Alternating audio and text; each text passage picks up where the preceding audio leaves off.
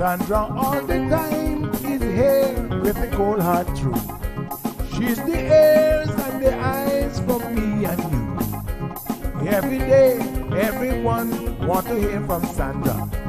And every time on the air, she's getting better. Tell your sister, tell your brother, tell your mama, call Sandra in the morning and in the evening. We always calling Sandra. And when they start fighting, they calling Sandra.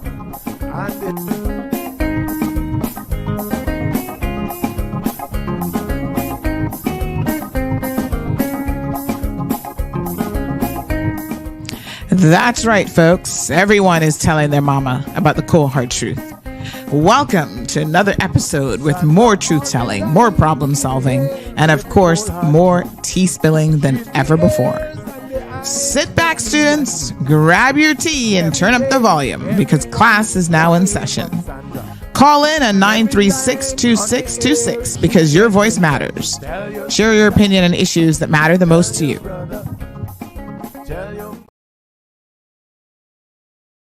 Good morning. Good morning. Happy Thursday. Let's go ahead and check in with Blake and Aaron over on 106 and see what they are up to. Good morning, good people. Hey, good morning. Hello. Hey, how you doing? Ooh. All right. Good morning. Hello, good morning. Yes, hi. I can hear you loud and clear. You there? Yes, I am. There we right. are. Hello. Yes, I'm like, I can hear you. All right. So, good morning. Happy Thursday to you. Yes, happy Thursday. We're switching things up a little bit. Our listeners, I'm sure, are paying attention. Everybody doing good? Let's kick off with some headlines this morning. We've got a minute 30. Oh, you guys are still. Oh, I thought you were ready. Yeah. Let's chit chat for a minute. You want me to give you the forecast?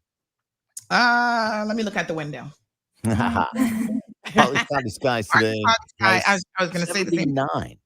And winds out of the east, northeast today, 15 to 25. 74 degrees right now. It's cold out. 74? Really? 74. Yeah, it was actually kind of chilly when I walked outside. 58% humidity and winds out of the northeast, about 12 and a half miles per hour. There you go. So weather warming up as we get into the weekend, though. Tomorrow, Friday, 81 for a high, 83 Saturday and Sunday. And looks like sunshine each of those days. So weekend's going to look spectacular. Sunday, the best day of the weekend. Mm-hmm. Nice. I like it next Sunday. All right. Do you want to do some headlines live on Kiss or Rudy? Yep. Here we go. Stand by. Big news. I have some important news for you. Interesting news. It's Blake and Aaron's Spilling the Tea with Sandy. K-Man's top news headlines of the day from CMR. All right, Sandy, what do you got for us this morning? All right. So a ship had to cancel its call to the Cayman Islands yesterday. Well, the weather wasn't great anyway. But the real reason why it canceled its call is because it actually hit a pier in Jamaica. Oh, wow. Yeah, I saw that. Yeah, you got to see the photo. I mean, this ship. Best. Yeah, it did some real damage. So the Carnival Magic was scheduled to visit Grand Cayman yesterday. Have we been on that ship before? Yeah. Yeah. Oh, really? Yeah. When it was a port. Cancel after hitting a vessel in Ochi on Tuesday, and it was forced to dock overnight.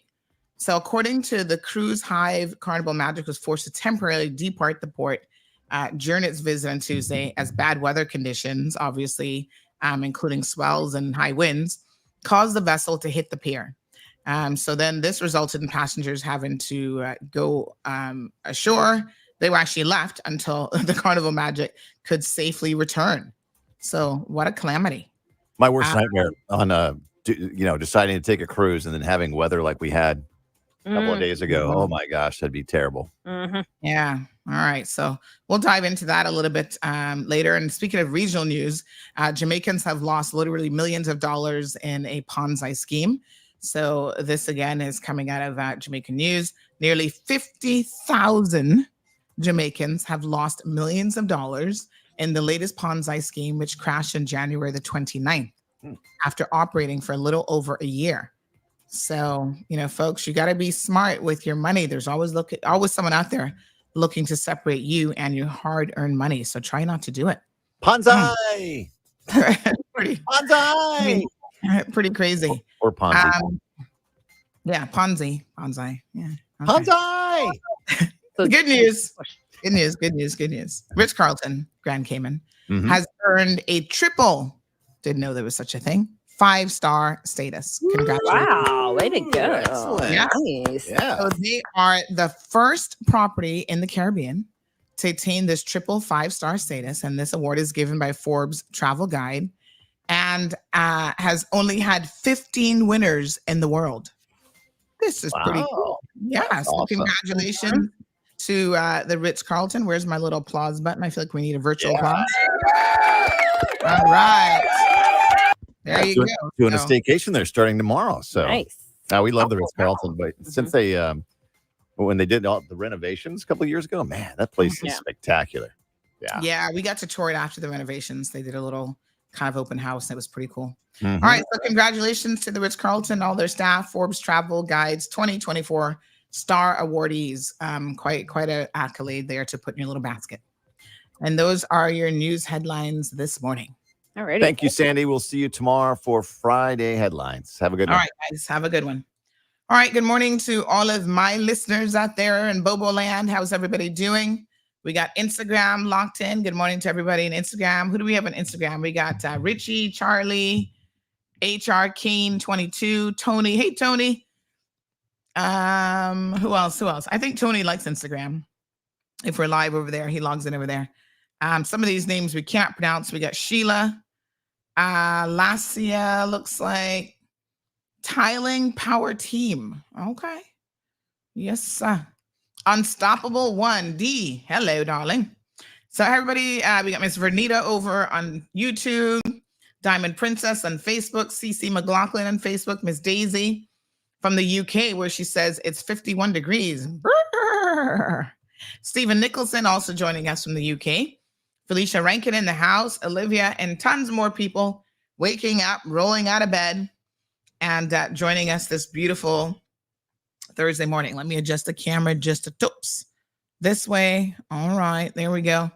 Everybody's good. And we got Zeus in the studio. He's down by my feet, chillaxing, relaxing. That's what he does best. He is the most chill dog, except if he sees other dogs. Then he goes crazy. And oh my gosh. But he is so chill.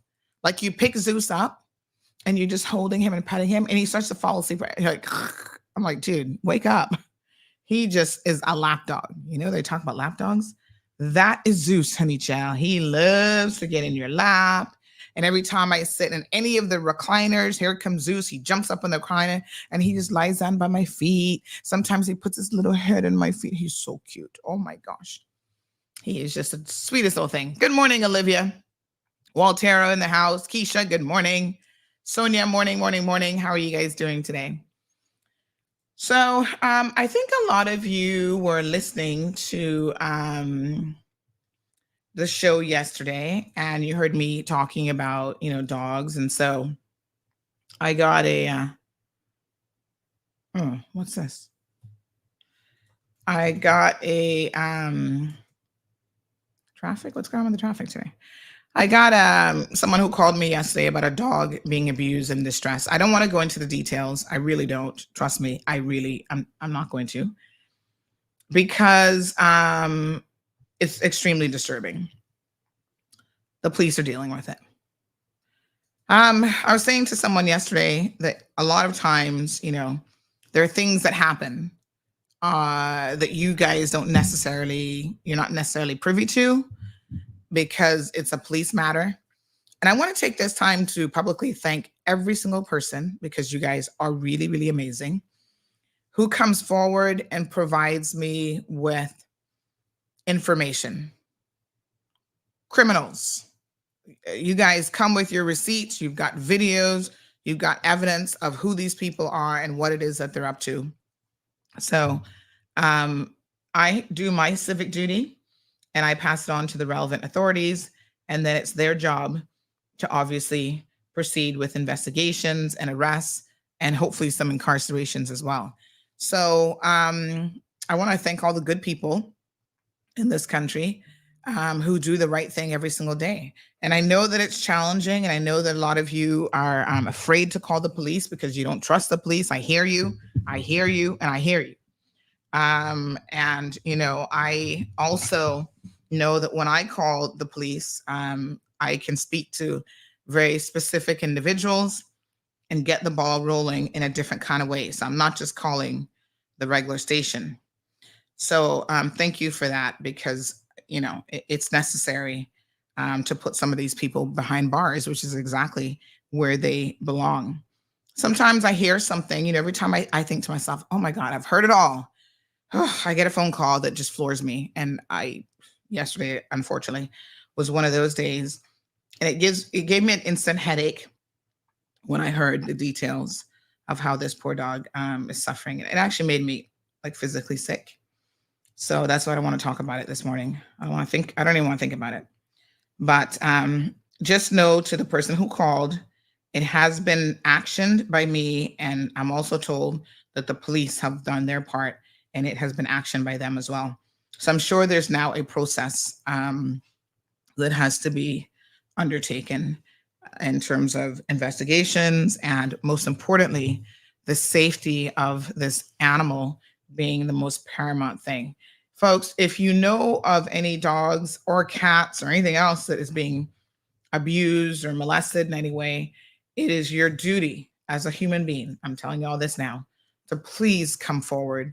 I get it that you might not want to be the one to go to the police, but do not allow a dog to suffer unnecessarily at the hands of anybody. And I don't really care what their excuse is. I don't care if they supposedly have mental health issues or whatever they might be claiming is going on. That's no excuse. And so please, do your part. Yeah. It's like children. You got to look out for other children. Just because you've got kids and your kids are in a good home and they're okay, doesn't mean that you can turn a blind eye when you see children who are not in good homes and who are being abused and molested. It's our duty to one another as human beings to really step up to the plate. All right, that's all I want to say about that, because literally this conversation gave me a headache yesterday and made me sick to my stomach. All right, good morning to Miss Olive. She says, good morning to all of my CMR classmates. Miss Orlean is in the house. Jamila says, sick people, trust and believe me. There's a lot of them out there. Good morning to Miss Hilda. Patricia Blake is here. Wee Irvelin, good morning. Debbie, how are you? Are you still overseas, Debbie? You're still in the States? Thank you, Miss Irvelin. She says, you're looking lovely this morning. Yep, it's the hair. Went and saw Lucio yesterday. Got a few curls, honey child, a little bit of color. Touched up the gray, did a little touch up. So, where do we begin today? My goodness. Let's talk about some of the headlines, some of the items in the headlines in the news this morning. So, really interesting about the pier in Jamaica being damaged. These things happen, I suppose.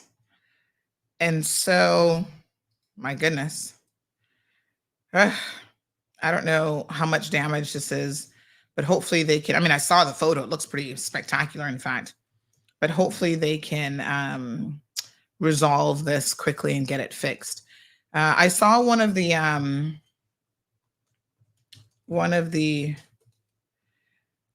what's it called? I love Cayman groups, and they were talking about the storm and the damage. One person's like, oh, do I need to change my trip to the Caymans, my reservations?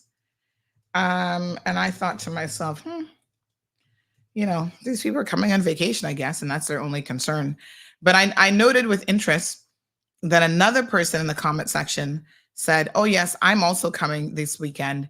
But my question isn't if I can change my reservation. My question is, how can I help? And I thought, so nice, came in kind. So yes, the good news is I must say that we are so incredibly fortunate here in Cayman that we continue to have agencies, NRA, PWD, NEH, they were all out there, DEH, sorry. They were all out there yesterday in full force, getting our roads cleaned up. And you might have seen, you know, the footage that we posted of them with the backhoe and, you know, clearing out debris. And so they moved very, very swiftly. I think the roads are back to normal today because, as you all can see, given the limited, you know, road structure where everything eventually converges somewhere because we only got so many roads, there's a knock-on effect. When the waterfront is closed and people can't access that, that means that they're having to still try to get to work somewhere in that vicinity, and they're having to take alternative routes. But then that creates this gridlock of traffic all over the island, to be quite frank. And there are people like even up till 11 o'clock almost who are like, oh my God, I'm still stuck in this traffic. So it was pretty crazy. So thank you to those agencies who really stepped up to the job and stepped up to the plate, I should say, and did an amazing job yesterday with trying to clear out the debris. Now, I was again shocked at the amount of debris that was actually in the roads. I mean, did you guys see it down by, I think this was down by the Cabana area and stuff. Now, somebody said to me, and I didn't realize that this property was actually in such poor condition, but someone said to me, this would have been the ideal time to knock down Paradise Grill and Bar. Quite ironically, just last week, I had gone to, let me think now. Oh yes, this is when unfortunately the Filipino man died on the boat and they found him. And I went to that area to try to just get a photo of the cruise ship. So you guys know every time we put up a story on the website, we need a corresponding. Sometimes we have to use stock photos, but we like to try to use a relevant local photo if we can. By the way, any Georgetown primary students this morning, can someone take a decent photo of the school and send it to me? Do horizontal. I got to give y'all lessons on how to use your camera. So hold the camera horizontal, not vertical, and then make sure the school name is in the photo. See if somebody this morning heading to Georgetown Primary, this is your challenge for the morning, can send me a decent photo because I need it for a story that Renee is working on. So, so yeah, we try to get relevant photos locally if we can. If not, you know, we have to do, you know, what we can do with stock photos. But I remember in the early days, stock photos used to throw you guys off all the time. You'd be like, well, that's not Cayman. What does that have to do? Oh my gosh. Okay. So I went out there to take a picture and I parked across from Paradise. I said, oh, let me walk over here. Because the ships were like somewhere in that direction. There was two that way and there was like two that way. I couldn't properly see the name because they were all, I think there's 4 in port that day. And they actually were all Carnival ships. So it was like Carnival something, something. And then the smaller specific name of the ship was a little bit smaller. So I was trying to see exactly which ship he might have been on. So I went over by Paradise and I was like, when did this place stop operating? I did not even know. I thought they were still open, you know, as a restaurant. But honey chill, they're in horrible condition. I mean, it was a derelict building right on the waterfront, right where people are coming in and snorkeling and tours and all this kind of stuff. I was like, what an eyesore. The deck is all torn up. Who owns Paradise Grill and Bar? Do we know who owns that? I mean, it's prime real estate, but even prime real estate that has a derelict building on it looks horrible. And this building leaves a lot to be desired. And it's literally falling apart. So I had to be careful walking on the, what do you call it? Like what would be the deck area? Because it's all torn up. There's like holes in it. You know, wood after a while disintegrates if it's not properly taken care of and stuff like that. So someone yesterday sent me this message that said the cleanup today would have been a great opportunity for the owners to get rid of this public eyesore structure, formerly known as the Paradise Restaurant. The property in Iron Shore is private property. So let's have a look at this video that they took some time to share with us. Right there in paradise. But look at this property. Yeah, it looks really, really bad. I think I'm gonna go by there today, and because that video, I can tell you from last week, even before the storm, doesn't do justice to how bad that property looks. Can we find out some information and who owns it? Y'all have access to the land registry system. Tell me who owns that property, because I believe that property owners have an obligation to upkeep their property to a certain minimum standard, especially when it is in a commercial zoned area, tourist area, where millions of people are seeing it day in and day out. So someone just said to me that they've actually not reopened since COVID. So wow, okay. So we're talking about a couple years now. I mean, that's no excuse to have to keep the property to a minimum standard.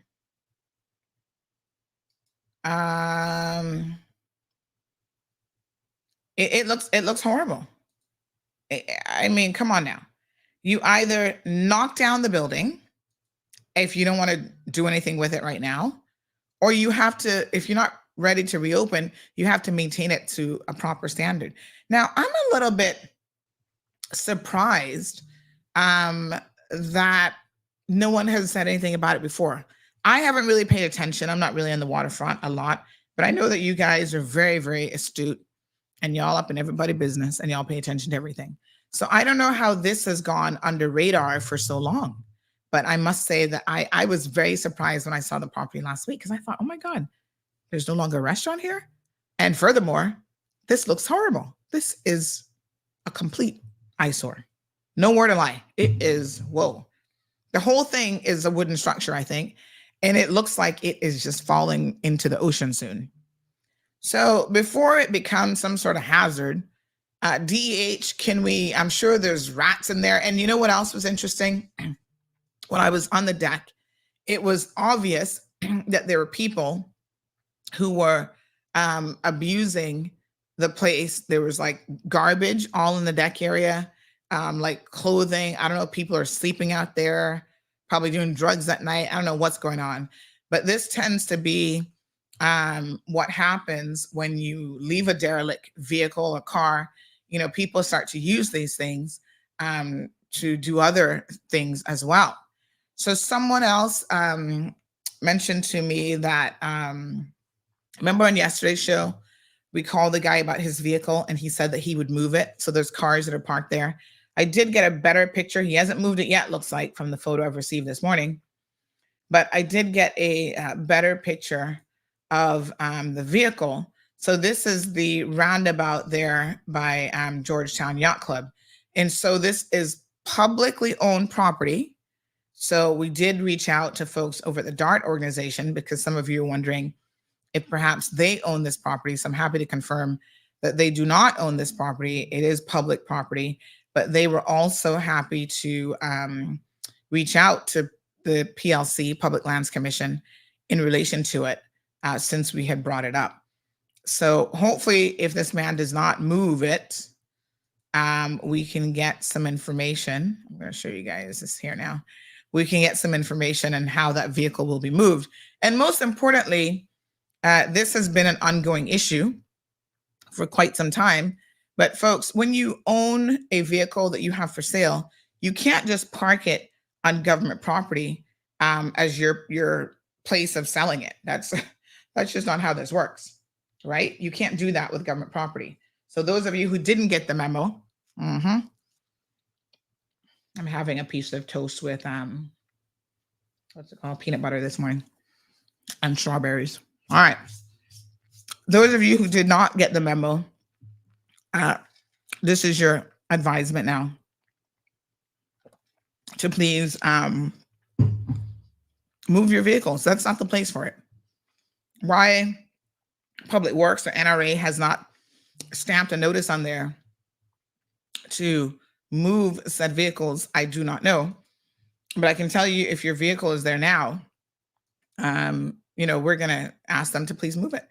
Listen, there's a lot of ways that you can sell a vehicle. Parking it off on a public roadway, trying to create a, used sales lot is not the way to do it. So somebody said this falls under NRA. Again, there's always confusion about who is responsible for these things. So we'll forward it on to NRA and see if they can do something about it. Yeah, these derelict homes, even in residential areas, we have one in our neighborhood that is an eyesore. And when you ask the property owners, to clean it up, you speak to DEH because it is definitely rat infested, the whole 9 yards. It's so incredibly unfortunate because it devalues every single thing that we do or that we're trying to accomplish.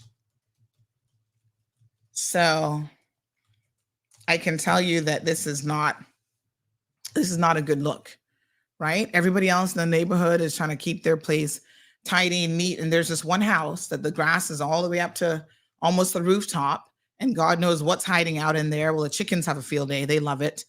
And this house has been there, from what the neighbors tell me, probably at least 20 years as a partially constructed house.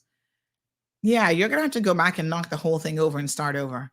And it doesn't make any sense. And listen, I am very, very cognizant of sometimes people will start a structure and then they don't have the money to finish it.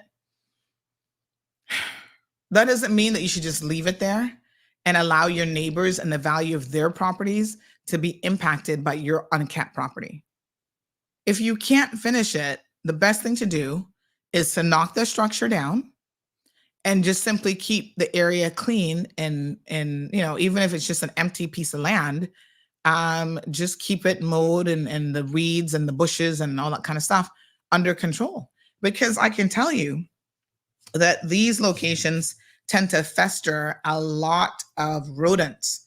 And honey child, I don't know if you've seen these rodents, but they're always looking to be trying to get in your garbage and come in your yard if they can. We've seen, even again in our neighborhood, at night you sitting out on the porch, you see something with little beady eyes running in your garden. Well, guess what that is? That's rats, rodents all over the place, and they carry a lot of nasty little diseases. So, it's just not a good look. It just really isn't. And of course, a lot of times these people, they have a million excuses. When I spoke to someone connected to that property, they said, well, why don't the neighbors help instead of complaining? I'm like, okay, what would you like the neighbors to do? We maintain our own properties. You want us to maintain your family member's property as well? You think that that's fair and that's what the neighbors should do? Does that mean that you're going to give us the property when we start maintaining it? I'm just wondering how exactly this is going to work. The attitude sometimes of some people, to me, is very, very shocking. You're a landowner. And if you're a landowner, there's certain responsibilities that come with land ownership. I'm just saying, you should think of your neighbors. Anyway, there's always one or two in a neighborhood, trust me. Debbie, good morning. It says it used to be Gary Scott's from the BRAC. Anthony Russell says Paradise and Cayman Cabana need to be torn down. Two major eyesores on the waterfront. They're so ghetto.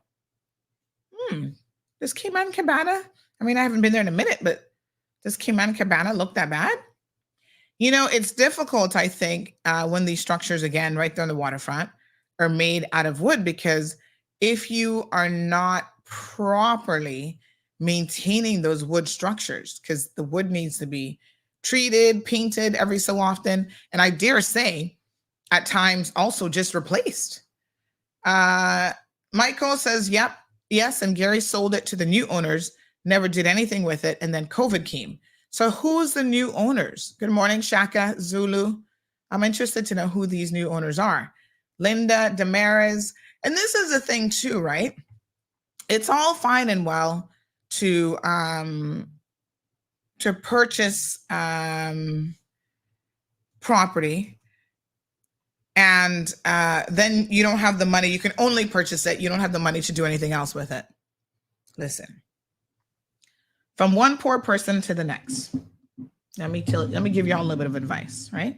Been there, done that. This is where you got to be cautious. This is why I always find it so interesting when I hear Caymanians having these conversations on social media about, well, if I can pay $1,200 a month in rent, this old bank don't want to give me a mortgage. I'm like, honey, child, I wish the only thing you had to worry about was paying your mortgage. The bank knows this too. When you become a property owner, I don't care how new that property is. Let me assure you, there's always something that has got to be done. Oh my gosh. Don't even get me started, honey chill, because I'm in the middle of one of those situations right now. Okay. Oh, you got to do lawn. You got to do this. You notice this needs painting and that needs changing out. The wood on the deck needs to be ripped. I mean, to tell you, there is just always something that needs to be done. So you've got to have a little bit of a cushion in your budget to try to, even if you say, okay, once a year, I'm going to do one little project. Once a quarter, I'm going to work on this. If you're married to a handyman, you got to put him to work around the place.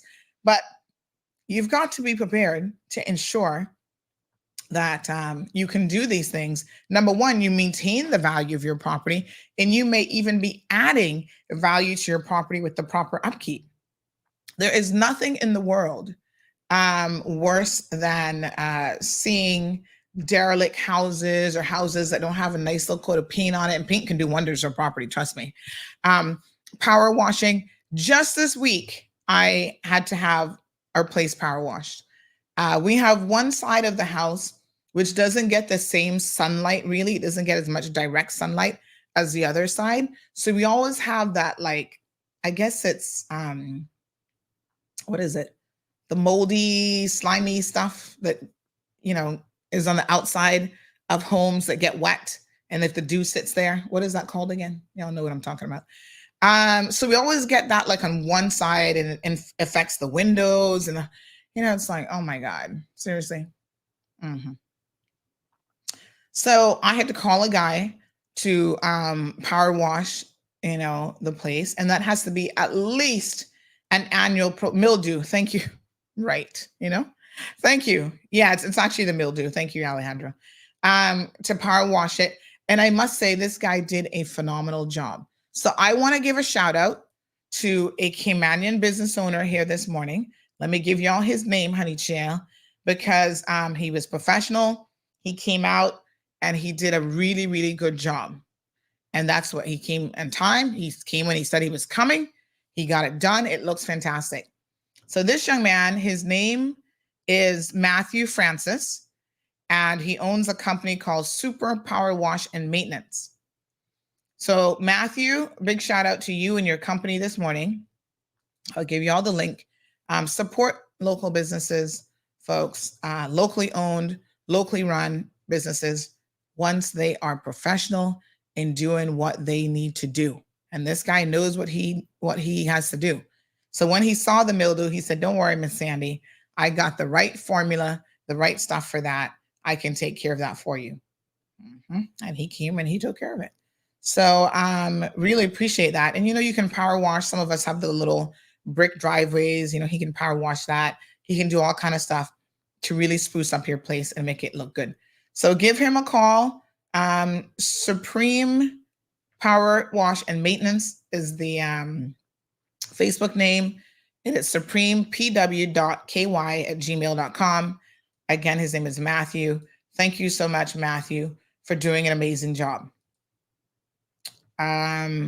So you've got to really be cognizant of what you have to do in order to maintain your homes and your properties. And again, I have always been taught to take pride in your surroundings, take pride in where you live. Some of y'all dress up and you look like $1 million when you go out in these streets, like a model walking down. You look, I'm like, wow. And then when you see where this person calls home, you're like, oh, Okay. Well, I can see where they're spending all their money on clothes and they're not fixing up their house. That don't make no sense. Makes no sense at all.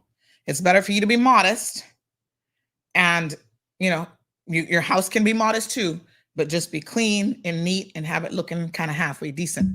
Now, I'm not coming in your house. So I guess I don't care too much what you got going on, but at least on the outside, a little coat of paint and stuff like this. And you know what, honey child? Good morning, Mr. Amelia. If you have a member of your community who maybe, can't have, they don't have the funds, older people, get together and speak to them. Hey, can we help you out? Can we, do a little paint job for you? See what you can do, because I do know that there's some people out there who are actually really, really suffering and stuff as well. Good morning, Miss Pat. Good morning to Miss Morna. I saw Miss Morna the other day at the farmer's market, grabbing some lunch.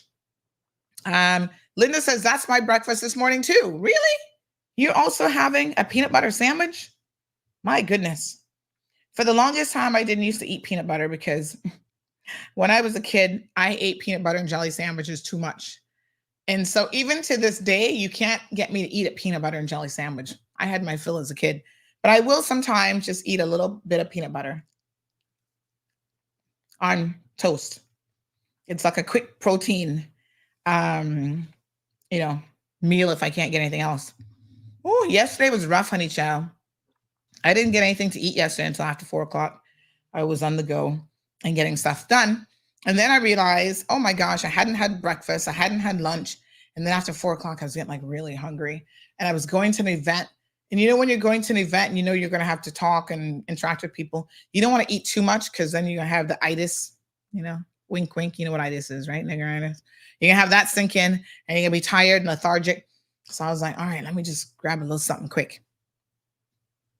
Well, I hate to say, but this was not the diet of champions. Look at these beautiful strawberries.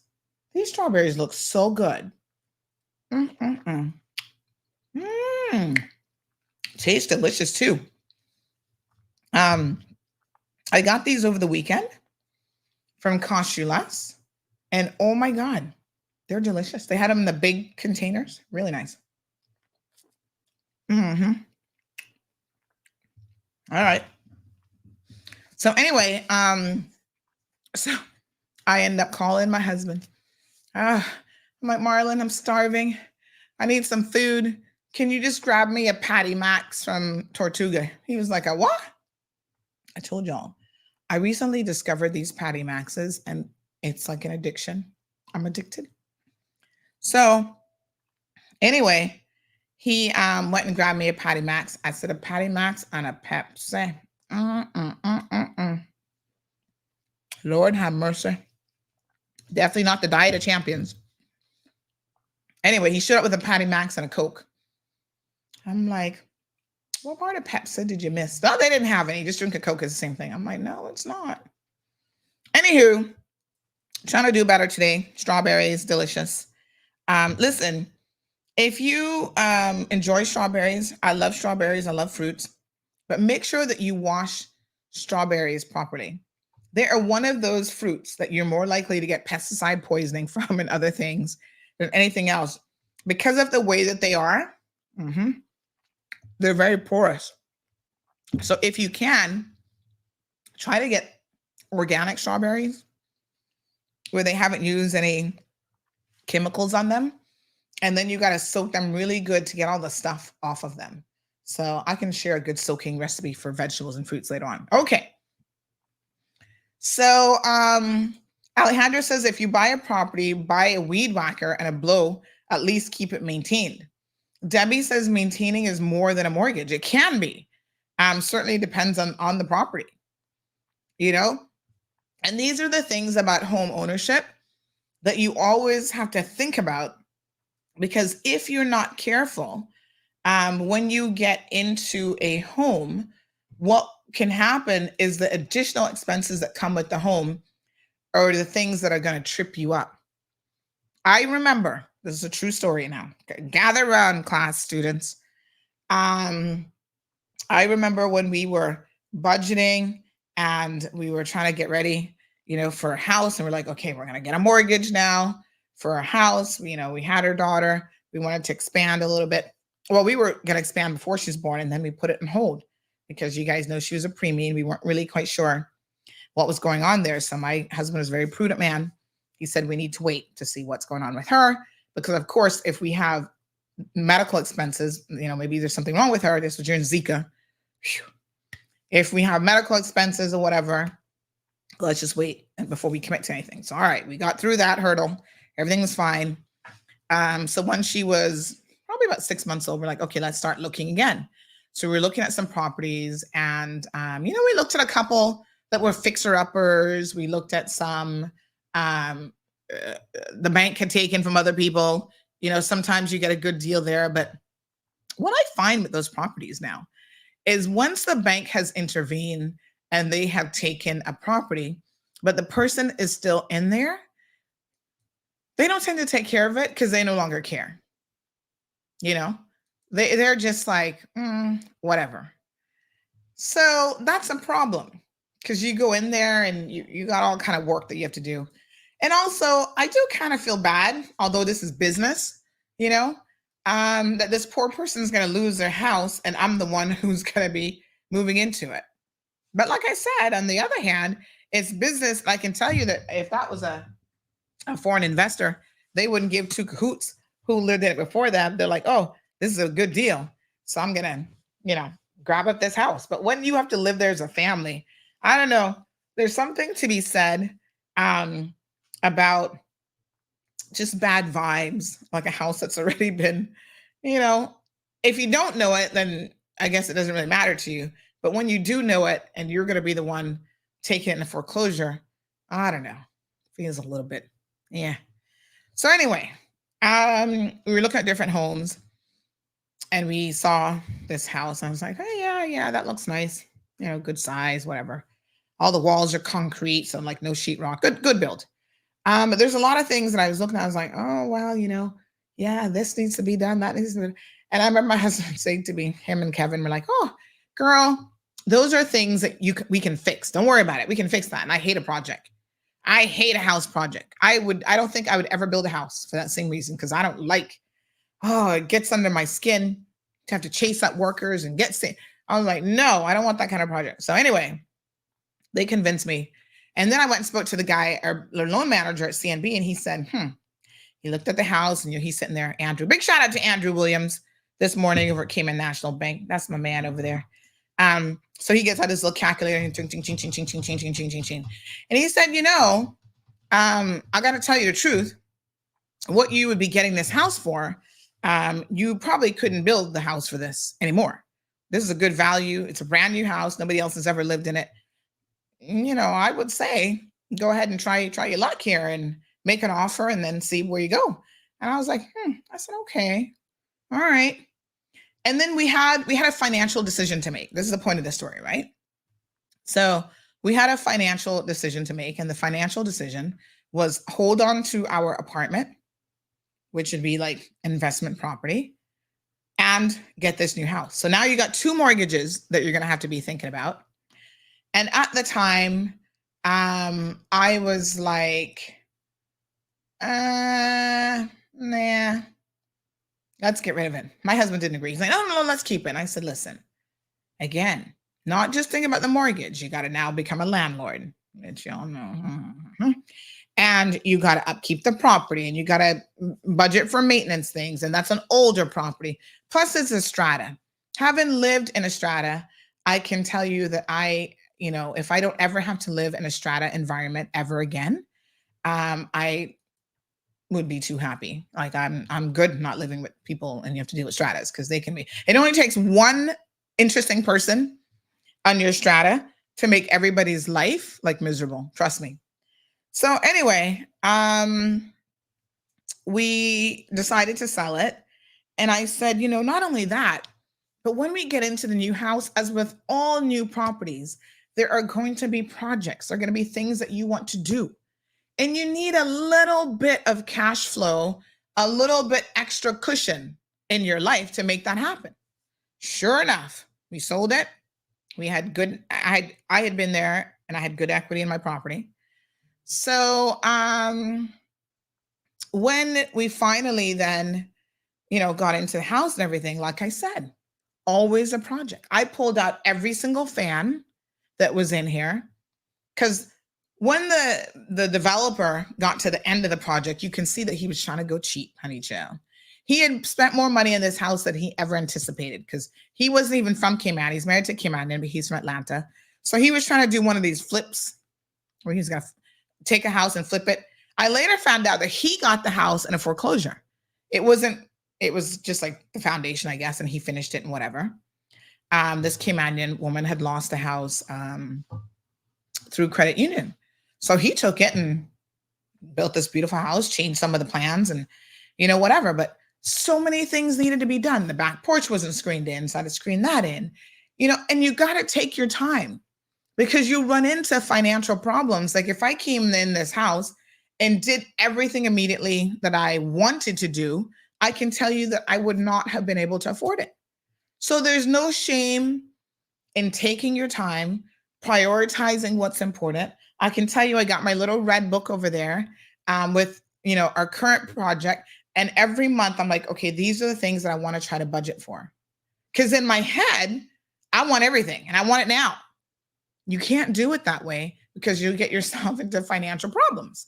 So you got to take your time and you got to prioritize like, okay, this month, maybe I can budget for this, this. So I got like a 6-month and a 1-year plan of all of the upgrades and the things that need to be changed out, prioritizing stuff that has to be done. And I had to do the exact same thing with this house. So I took out all fixtures. I upgraded electrical, do Cat 6 cabling. Yep. Somebody said you changed out all the toilets too. Child, here's some cheap stuff up in here. I'm like, my bonky can't go on that toilet because I might fall off and hit my head. So changed out toilets and the master bedroom. We had to completely, the master bath, we had to completely gut the master bath shower because it was like a closet. Now it actually is a linen closet. And redo it because he had this jacuzzi tub. And I'm like, jacuzzi tubs are so 1990s. Nobody not using them. So we pulled that out, did a his and her shower. There was like a lot of things. And even now, there are still ongoing projects. Energy efficient. Every single light was changed out to LED. Some are on timers. So like our guest bathroom, you walk in there, it turns on. After a couple seconds, it turns off by itself. I chuckle when kids go in there because they're like, the light just went off. And I'm like, just wave your hand. It'll come back on. So there's a lot of things. We did solar panels early on because, again, trying to save money. Big shout out to CUC. I got my bill yesterday. Anybody got their bill? Ooh, honey child, my bill is like 1/4 of what it was during the summer months. It's come down a lot. So we did a lot and we're still doing it. Last year, we got a generator. Every year, one of the last things we did was the lawn. I was like, Lord, just keep the grass mowed. We didn't really have any plants or anything to speak of. So eventually I had to budget for some plants and stuff. And, then Marlon did his garden in the back. So take your time, folks. There's always something to do when you own a home. Take your time and you'll definitely get there. But know that it's more than just paying the mortgage. You always have projects and you always have stuff that you're going to be spending money on. And it's important to upkeep your home. So I know a lot of you getting ready for these government homes. By the way, the National Housing Trust, nobody has responded to my email yet. They're a hot mess. No one has responded to my email, but when you get in there, I know some people don't like the concept of affordable housing being put together. But one of the reasons why it works is because you buy blocks and parcels of land, and then you have contractors come in and basically build the same house over and over again with maybe 1 or 2 little modifications. Frank Hall has done it, and Frank Hall has done it very, very successfully. So I think it's a model that can lead to affordability and can certainly work. But those people have to maintain their homes.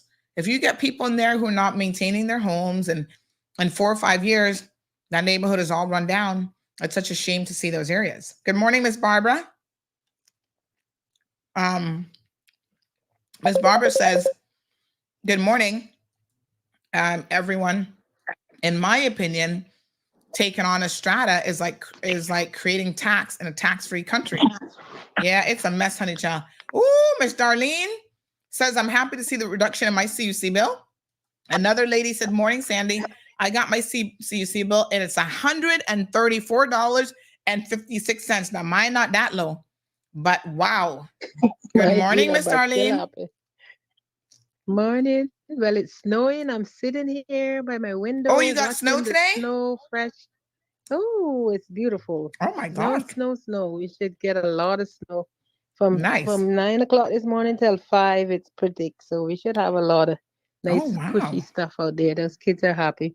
Nice. But you know what I said now, listening to the show, Sandy, and I remember I wish that these are past days that would come back. The days that even me building my house, we had such community help. I remember my dad building his house, and all he did was buy the material every weekend. And even with me in the 90s and early to late 90s, I was building my first house, and I had people that come that you make sure you got enough food, you cook up enough food, you got guys that do mason, you got to those days are gone. And I'm thinking, what if communities would do that? Young people trying to build a house, volunteer sometime, because the major thing for me finding home with doing any repairs home is the material. But we have a lot of skilled people that if they're even like some little groups of people that are there, and a lot of companies make a lot of money, why not give back? Like, I don't know. I just think that it was so much easier when, they'll come up and say, okay, can I come in and have you run up a couple hundred blocks? That happened. Now we have to pay. Yes, I know we have to pay, but what and it still happens in a lot of communities around. Jamaica is known for that. Honduras is known. Philippines even, I'm sure, is known for people just come together as a community and say, you got some masons over here, you got some carpenters over there, you got some plumbers. And I think a lot of it too is that we have to go through so much blue tape, red tape, yellow tape, whatever it is. If we can do, I don't mean it to say like we do work that is not good. Like, you know what I mean? Like people just come in, they don't know what they're doing. But remember now, every nail that we put, it could be good and bad, but we can still have help from the planning to guide us. As long as you know that they're reputable people, you're looking at each stage of the job, still making sure that it's structure wise and stuff according to plan. But I think that is the hardest part of a young person now, is all of those bills of planning and all of that they have to come up with is more than what you can imagine. So I'm just sitting here listening to you and saying, yes, we can get a lot more if people would turn back to some of that, give back some community, because we got some good builders over there, and so forth. So that was just what I'm thinking about as we talk about building. Absolutely. Yep. Thank you so much, Miss Darlene. Bye-bye. All right, so some beautiful snow in the UK. Nice, I like it. Let me just take a quick commercial break. I need to do something. We'll be right back after these messages.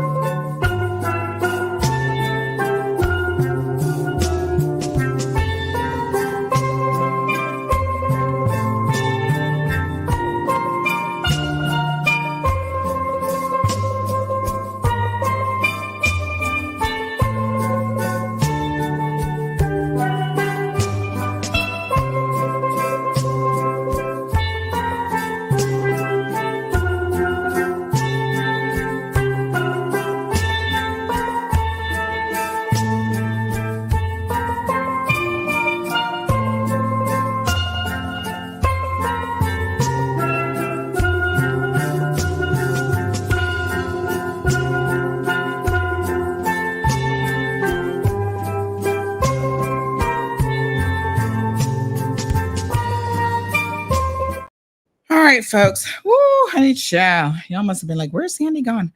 Oh, I started having an episode with my foot. And when it starts, oh my God, I cannot explain the level of discomfort that it is. So I had to grab a couple of things. I grabbed an ice pack. Miss Stacy's in here today because normally I would have messaged her and said, oh my God, Miss Stacy, I need an ice pack for my foot. So I grabbed an ice pack to help cool it down. And then I've got my Voltaren now. And this feels like this is going to be quite an episode. So I pulled out the TENS machine as well.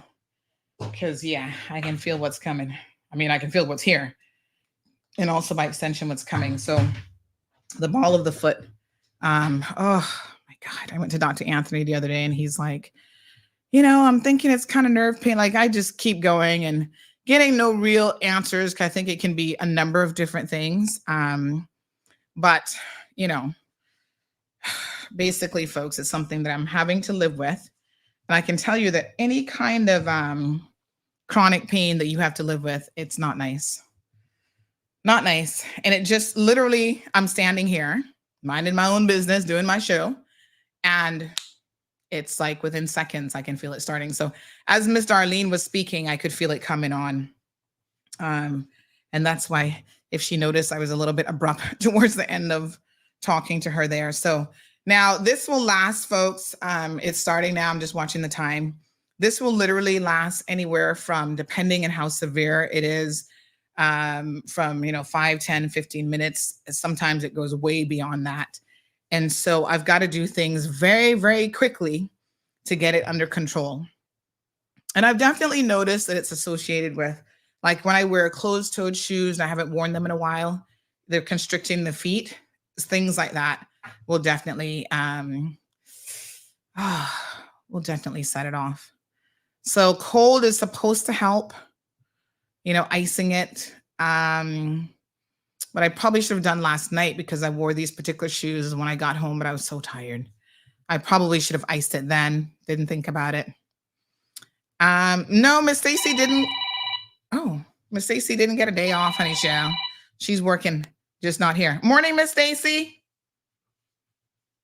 Hello. You take me off the air. Huh? Take you off the air? Take me off. Yeah. I can't call I can't take you off the air because you're calling the show. You're calling the show phone. How am I supposed to take you off the air if you're calling the show phone? Okay, I will just send you a message. Okay. I will send a message. All right. Can't take you off the air if you're calling the show phone. So yes, so I am I'm icing it. Let me just put it that way. Oh God. No, she's doing something else. Honey child, this pain. So when it's really bad, these TENS machines have been a lifesaver, I must tell you, because in real time, I had to get a new one the other day. They really work in real time. So I don't know if you guys have ever used a TENS machine before, but basically it sends these electric shocks to the area that you're having pain. And that feels better than the pain. It helps to numb the area essentially. So I'm constantly buying the little replacement pads because you got to change them every so often. So I'm going to show y'all a little bit of what I do. I have a whole storage area full of these TENS. This is a TENS 7000 OTC electrodes. And they come in different sizes and different shapes and stuff, because you can pretty much use this on most places on the body. You have to be careful though. You can't use it everywhere. So let me see. Now, these are small. Oh no, these are too small. So these are the really small ones. These are too small. I need to get the bigger ones. Give me 1 second. Oh, my foot. Oh my God. You guys don't know the pain that I'm in. You don't know the pain that I'm in right now. Oh my God. It is so uncomfortable. It's hard to describe if you've never had it. The worst thing is when it starts when I'm like driving and stuff, because it can start anywhere, anytime, driving, sleeping. It's the most uncomfortable thing. Give me one quick second, folks. Let me grab some other electrodes because this is not the right one. I need the bigger ones today for sure. Okay, 1 second.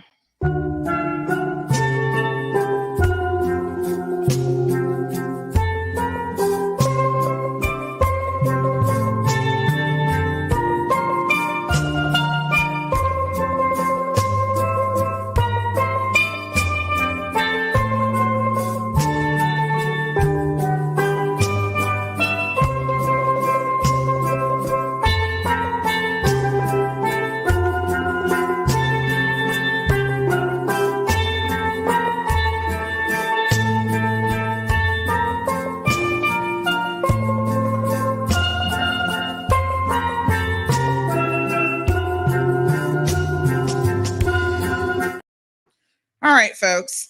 So this is normally the size that I use on my foot. So these are brand new ones. So I'm going to put these on here shortly.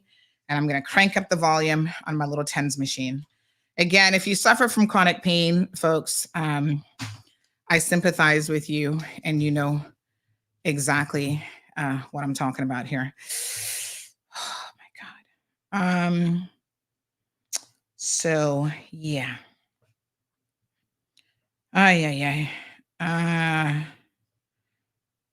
Yes, honey chill. Okay. So yeah, the ice helps to kind of numb the area. You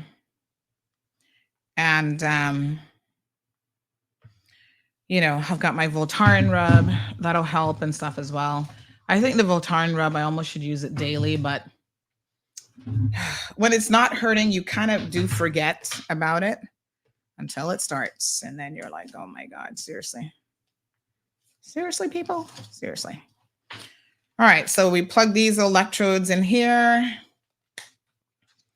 And then you peel it off and you stick it where you have the pain. So I'm going to put these on right now. Y'all are getting a real lifetime visual of what I have to do. So I'm going to actually stick this on the area of exactly where I'm having the pain. And then I'm going to turn it on. Oh my God. So I'm actually going to do both feet because although only one foot is hurting right now, I can assure you it's only a matter of time before the other one is going to start. But most of the time it's my right feet because I put more pressure on that foot. And then this is my little TENS machine. Can y'all see it? It has two of the electrode things, but I'm only using one side at the moment. Oh my God. And then I turn it on and I'm going to crank it all the way up to whatever I can bear. So I've got it in normal mode. They have different modes and 150 hertz with 360 minutes. And I literally turn it up till it hurts, but it makes the pain. Oh, it makes the pain. It hurts in a way. Like it doesn't feel, it's not a nice feeling, but it feels better than the pain, if that makes any sense. Does that make sense? And then you can actually put on top of that, you can use an iPad. So when I go to physio for this, they kind of do the same thing. They have a physio level, like a professional level TENS machine, and they do it. Then they put the ice on top of it. So I'm going to still use the ice as well. Oh my God. Anyway, let's just pray that we can get through the rest of the show because this is honestly the most uncomfortable thing. I mean, I would rather have back pain than foot pain because it's just, it's like a pain and it hurts, but it's also uncomfortable because it's like needling and like sometimes it's like a jabbing pain and it's just, Lord Jesus. Whew. Y'all pray for me this morning that I get some relief really, really quickly. You know, and I would have to literally be taking 1,000 milligrams or more of painkillers to kind of keep this at bay if I was trying to control it with pain meds. So that's why I try to do alternative stuff. So if you know me, I've always got Voltaren rub all over the place. I've got another one called Volati or something. I think Spanish people use that one. I've got a number of different rubs that I use. What can I say? All right, Miss Perla, good morning. She says to make sure you wear your jacket and long pants, be safe out there. Miss Sue says, I have one of those TENS machines. My foot problems is the nerve. Sometimes it's bad. Yes, Sandy, very uncomfortable. They told me it's neurological. I saw the surgeon at Health City. And I think that, I've been seeing Dr. What's the podiatrist name? Dr. Anthony for years now. And, the last time I saw him, he said to me, there's something called like general neuropathy. Like they don't really know what's causing it. And it's like where the nerves themselves are damaged. And so he kind of thinks that ultimately that's what it is. I can kind of tell you what triggers it. There are different things that trigger it. So sometimes, like I said, wearing shoes that I haven't worn in a while that are closed in and they put pressure on the ball of the foot, that, causes it. That'll cause a flare up. I don't wear high heels anymore because, again, putting too much pressure on the ball of foot with a high heel will trigger an episode. But sometimes I don't do any of those things and I can still have an episode come on because it might be walking too much. When I was in Greece, oh my God, every day in Greece, I was using my TENS machine because I traveled with it. Thankfully, remember to pack it. And, after walking for hours outside, the second I got on the bus back to the hotel, I was having to manually massage and try to manipulate that area of the foot because I could feel it coming. So it's just one of those things. We all live with something. And I guess I still have to be so incredibly thankful because I suppose it could be worse, but it's definitely not a nice pain. But thank you. Strong Will says, get Marlon to give you a massage. I have foot massagers, which it's like you have to do the massage before the episode comes on to kind of help the area. Otherwise, once it's on, massaging doesn't really help. Inspiring says use heat instead of cold. Inspiring, I thought the exact same thing, but the doctor, the medical professionals, have actually told me that what will help with the pain is actually the cold and not the heat. Heat makes it feel better in the sense that we like warm things, but to actually help alleviate the pain, it's the cold that you need. So I don't know. Morning, Jessica. Morning, Marcia. Marcia said she was using hers this morning. Your TENS machine? Do you have a TENS machine? Yeah, honey child. We gotta use whatever it takes. Thank you, Jessica. Miss Sue has a TENS machine as well. If you don't have one, check it out. Because if you have chronic pain, I discovered a TENS machine when I'd injured my tailbone, which is a very unbelievable injury. And I was doing physio for months and months and months. And they finally said, listen, we're going to make a recommendation here. There's something called a TENS machine that you should probably get, because then you get to, when you're having a flare up, you get to manage the pain a little bit. And I can tell you that over the years, you can just, it's just an amazing tool that you can use for all sorts of pain. I have back pain. I have, I've used it for tennis elbow. It really is an amazing little device. So get yourself one. I bought a wireless one the other day that I haven't tried yet. Anyway, thank you all so much for your messages. Debs said, sorry about your foot pain. At least your hair looks fantastic. There's something for you. Thank you, Miss Darlene. She says, Sandy, imagine that I've lost my 2 feet and I still have crazy pain. It's called python pain. Yes, I've heard about this before, where your brain, because, pain is pain, but it's actually sending signals to your brain. It's the same thing when people lose a limb, but they still feel the limb there. So your brain has processed that pain, I guess, for so many years when it was actually there, that although technically you don't have it anymore, your brain still processes the pain. It is a very weird thing. Another listener to the program says, good morning. The government wants to get contractors now, not the friend who knows contractors. And the single person in construction was good builders. I have 2 working on my house. I had 2 work on my house in the very late 1990s. The person goes on to say, I know what you're talking about, Sandy, with chronic pain, and it's not good. I have to try to buy one of these pains machine to ease my pain. Oh my gosh, the pain is not good. I have a heating pad and it helps. And when I go in on like this, I have to wait until it's almost burning me to get some relief. I know. Is it your feet as well? I'm curious. Yeah, foot pain is no joke, honey child. And like I said, it takes you at the most unbelievable times, like sleeping. I'm like, oh my God, not now. It's like 3 o'clock in the morning. I'm trying to get a couple hours of sleep, or when I'm driving. Oh, it's horrible. This person says it's like when I turned 30, my body started complaining. And they say they have this Voltaren pain as well. Mm-hmm.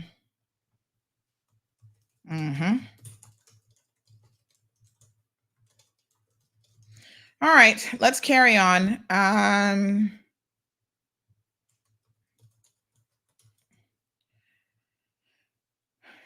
Yes.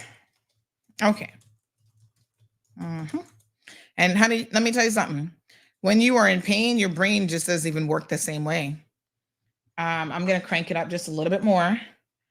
I can go from, in terms of the levels, from 0 all the way up to 8.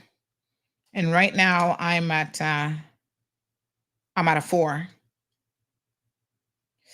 Ooh, yes, I'm at a good 4 now because I can feel that. Ooh, honey, chill. Get yourself a TENS machine. They have different modes and stuff, but sometimes I have to let this run for an hour, and that's the only way that I'm going to get this under control. And I can feel that this is probably one of those episodes today. Oh my gosh, it's unbelievable. You know, whatever this is, though, I'm going to tell you something interesting. It has definitely gotten worse, I suspect, because of the extra pounds that some of us are carrying, aka me. But this is something that I have always had, because I remember as a very young child experiencing this pain. So I don't know, like, you know, Dr. Anthony said part of it is like mechanics, because I am what you call a heavy foot person. Like I walk very, very, like when I walk, you hear me coming, like don't, like I put a lot of, like just the way that I walk, I put a lot of impact on my feet. And my ball of the foot, again, because of how I walk, seems to be taking the greatest impact of all. And so I think that that's what this is. But yeah, even as a child, I had this pain as well. Shaka Zulu can relate to tailbone injury, sounds like. Says not much can be done either, mainly time to heal. And man, I have never, this is working out, going to the gym, something I did to my tailbone. I didn't even know that we had a tailbone, honey chill. I was like, what the hell, a tailbone? But yes, that is uncomfortable because it forms part of the back, but it is like the connected part that connects your back and your bottom. So sitting down wasn't comfortable, lying down wasn't comfortable. A lot of times with that injury, I simply had to stand up. And, you know, standing, you can't stand all the time. But yeah, I try not to do any pain meds, Miss Debbie. Although today might have to be the day, honey child. Were these some pain? Do y'all remember the other day I was going to take some tablets? Or was it pain meds that I was going to take? I can't even remember now. Hold on. Here I am about to swallow tablets, and I have no idea what they are. Yeah, I kind of think that these were pain meds. They're white. I can't find the box now because I was complaining about a headache, right? But then when I took the sinus tablet, that went away. But I'm going to take these. I think these are like 400 milligrams each. I'm going to take these today.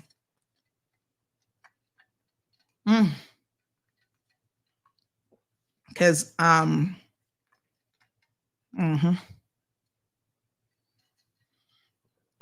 this is, I can feel that this is going to be a harder episode than usual. All right, let's get back to business, honey child. Enough about me and my pain. Ooh, I'll just deal with it. No, it's not sciatica. Is that how you pronounce it? It's not that. This is just foot pain, honey. So Ms. Brenda says, have you had your back checked? Yes. The back pain is, and I haven't had back pain in a while, and I'll tell y'all a little story about this. Child, y'all gonna be all up in my business. Y'all gonna know everything about me here shortly. So over the years, I've suffered from back pain because the good Lord decided to give me more on the top than I really needed. My aunt, she's an East Ender. She says, honey child, more than a handful is a waste. Mm-hmm. And I believe her. So being top heavy is not what it's chalked up to be. I know you men are all into that. Oh, my honey child, she got some nice looking bubbies. No. It has always been, I don't want to say a curse, but it has always been, a very uncomfortable situation. So yes, the good Lord blessed me. He forgot to give some of y'all, because I see some of y'all walk around flat chested. I'm like, listen here, I got some for you, So he gave me too much. And of course, the ironic thing is when you already have too much and then you turn around and you gain weight, where do you gain it first? In your boobs. I'm like, really? You can't give me a little bonk or something else? Come on now, what's going on? So anywho, honey child. So over the years, a lot of that was due to being top heavy. Yes. So I had chronic back pain for years. And I finally said many, many years ago, okay, this is enough. These boobs have got to go. That's exactly how it happened.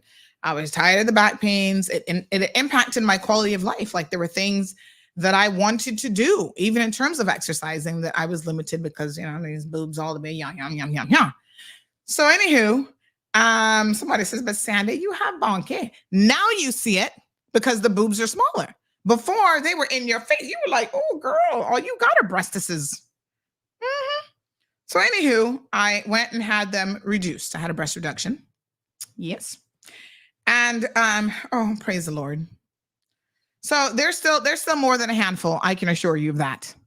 But now they're more manageable. And so because of that, over the years, I have been able to, reduce the amount of pain. And I had it was medically necessary to have them reduced. And so even insurance and stuff covered it. And so that has helped a lot with the back pain. So that was putting a lot of strain on my back. And then it freed me up after that. I was able to play tennis more and, start to exercise more. So over the years, that has helped with the weight and stuff as well, to be quite honest. There was a time when I was like really, really, really slim. And again, I was like one of those stick figures. It was like stick like this. And then you went, bloop, bloop. Those were the boobs. I was like, come on, this is ridiculous. What a hot mess. Anywho, if you've ever had, reduction there and it was a medically necessary reduction, you know what I'm talking about, honey chill. So yes, they are a bit more manageable now. And it improves the quality of your life. Like sometimes you've got to do these things. It's not because you're trying to be vain or whatever. Like I said, when the Lord was there with his little notebook, giving everybody a little something, something, I think he skipped the person in front of me and behind me. He made them flat chested. He must have thought they were men, made them flat chested and then gave me all theirs. And I was like, what the heck is going on here? What a mess.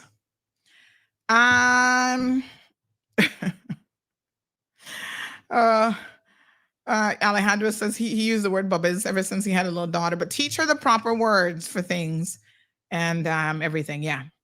So Everton says the best pain medicine is Advil, dual action. Someone recommended that medicine to me and it was the best thing to ease the pain. It's even better than smoking weed. Don't make Alejandro hear you say that now. Honey child, he gonna be like, what? Try researching turmeric, preferably with slight black pepper specks in green. Well, I try not to take anything at all, Shaka Zulu, internally if I can, but there are times when I may not have a choice. All right. Y'all are having a good laugh. Voltaren cream does nothing for me, but it's good stuff made. Oh, this is the one. I think this is the one that I was telling. Volini? Is this the one? I think they all have the similar and the same ingredients as Voltaren, but I believe this is the one I was talking about that I have in the car. I have it in the car, but I'll check it later and let you know. Oh yeah. Yes, this person says it's called phantom pain, not python pain. Not sure if that was autocorrection. Probably. Yes, phantom pain. Yeah, just like a phantom limb. Yeah. All right. So I think I have this Volini. I got all kind of rubs, honey chill. All right. So police and EMS and fire are at South Sound Dock. Someone is getting CPR. Uh-oh. Oh, Lord. Uh-oh. Oh, geez. Hopefully they're okay. I would still stay out of the water if I were y'all. I mean, I haven't gone out there to look and see what it looks like, but don't go out there. Sandy, you made me laugh when you referenced to your top. It's exactly what I was thinking. My friend did a reduction and she's been she's been back pain free. Say that 5 times. Back pain free for years. Yes, no, listen, y'all think, I mean, it might be a little bit funny, but I can tell y'all something. Back pain and having that extra weight, even if it's just a pound, you know how much weight you're carrying around every single day? It's not like you can take off your boobs and be like, oh, let me just take it off and set it down so I can get a break. They're with you 24/7. You're lying down there with you. You're standing up there with you. You're exercising there with you. That extra weight, honey, chill, can really do numbers.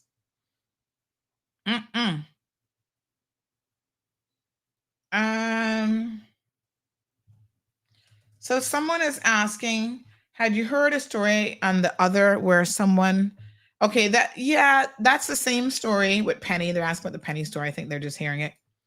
But that guy was actually Jamaican. So let me give you guys an update. Penny, what's her last name again? AKA Karen. She is the lady who decided to spit at a worker there at Penny Bird. Is that her name? Yes. She decided to spit out at a worker at a construction site in her neighborhood. So we contacted the police. Remember a couple days ago, I said that they had not responded and I was going to reach out to them yet again. I see Penny she thinks she's so smart. She has changed out her profile picture on Facebook to a beach scene. Penny, that's not going to help you. If we want a photo of you, we can get it any day of the week, honey child. You can't hide from nobody. Anyway, this is what the RCIPS had to say. And this is why it is important that you guys do your part when it comes to, if you are a victim, as a victim, you have got to stand up and do your part. So basically, the RCIPS said that they had, in fact, received the complaint from a third party. So they confirmed that part of it. But unfortunately, they can't do anything about it because the victim themselves have not come forward. So unless the victim comes forward and files a complaint, the RCIPS can't do anything about it. Isn't that crazy? Good morning, caller. Good morning. Hello there. How are you? I'm good. I didn't call for that, but I'm going to say this before I say what I called for. Mm-hmm. And when the victim comes forward, they'll say, oh, well, we need your witnesses. Mm-hmm. Yeah. Anyway, no, I just wanted to tell you about 2 other things that you might want to try on your feet for pain. But before I say that, if I were you, I would go to a neurosurgeon and I would have my back properly checked. Because usually when pain is radiating to the foot, that is coming from the back. And it's somewhere in the lower back. And I can speak to back pain. But there's something called Salonpas, SALONPAS. And it's a deep relieving gel. So, of course, it's a topical. You can put it on in any area that hurts. And I find it very, very effective. Okay. And then I discovered something, well, I guess this is a newer product.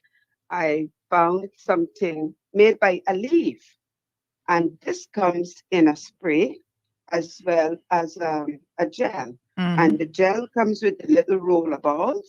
So if you don't, they make the gel, some of the little roller balls, you don't even have to get it on your hand. And I find them both very effective. So You might want to try that instead of Voltaren. All right. Even though you're not. Yeah, send me the name of those two off air, because what I can do is go and see which pharmacy has those. But yeah, I'll try anything. Let me just say, I have not found either one of these in Cayman. Oh, you have to get them online. Yeah. Well, or the next time you're in Miami, yes, Walgreens or Walmart, uh-huh, and you can find all of them there. Okay. Thank you so much. You're welcome. Yeah, I can just send you the pictures of them. Sure. Okay, thank you. I appreciate that.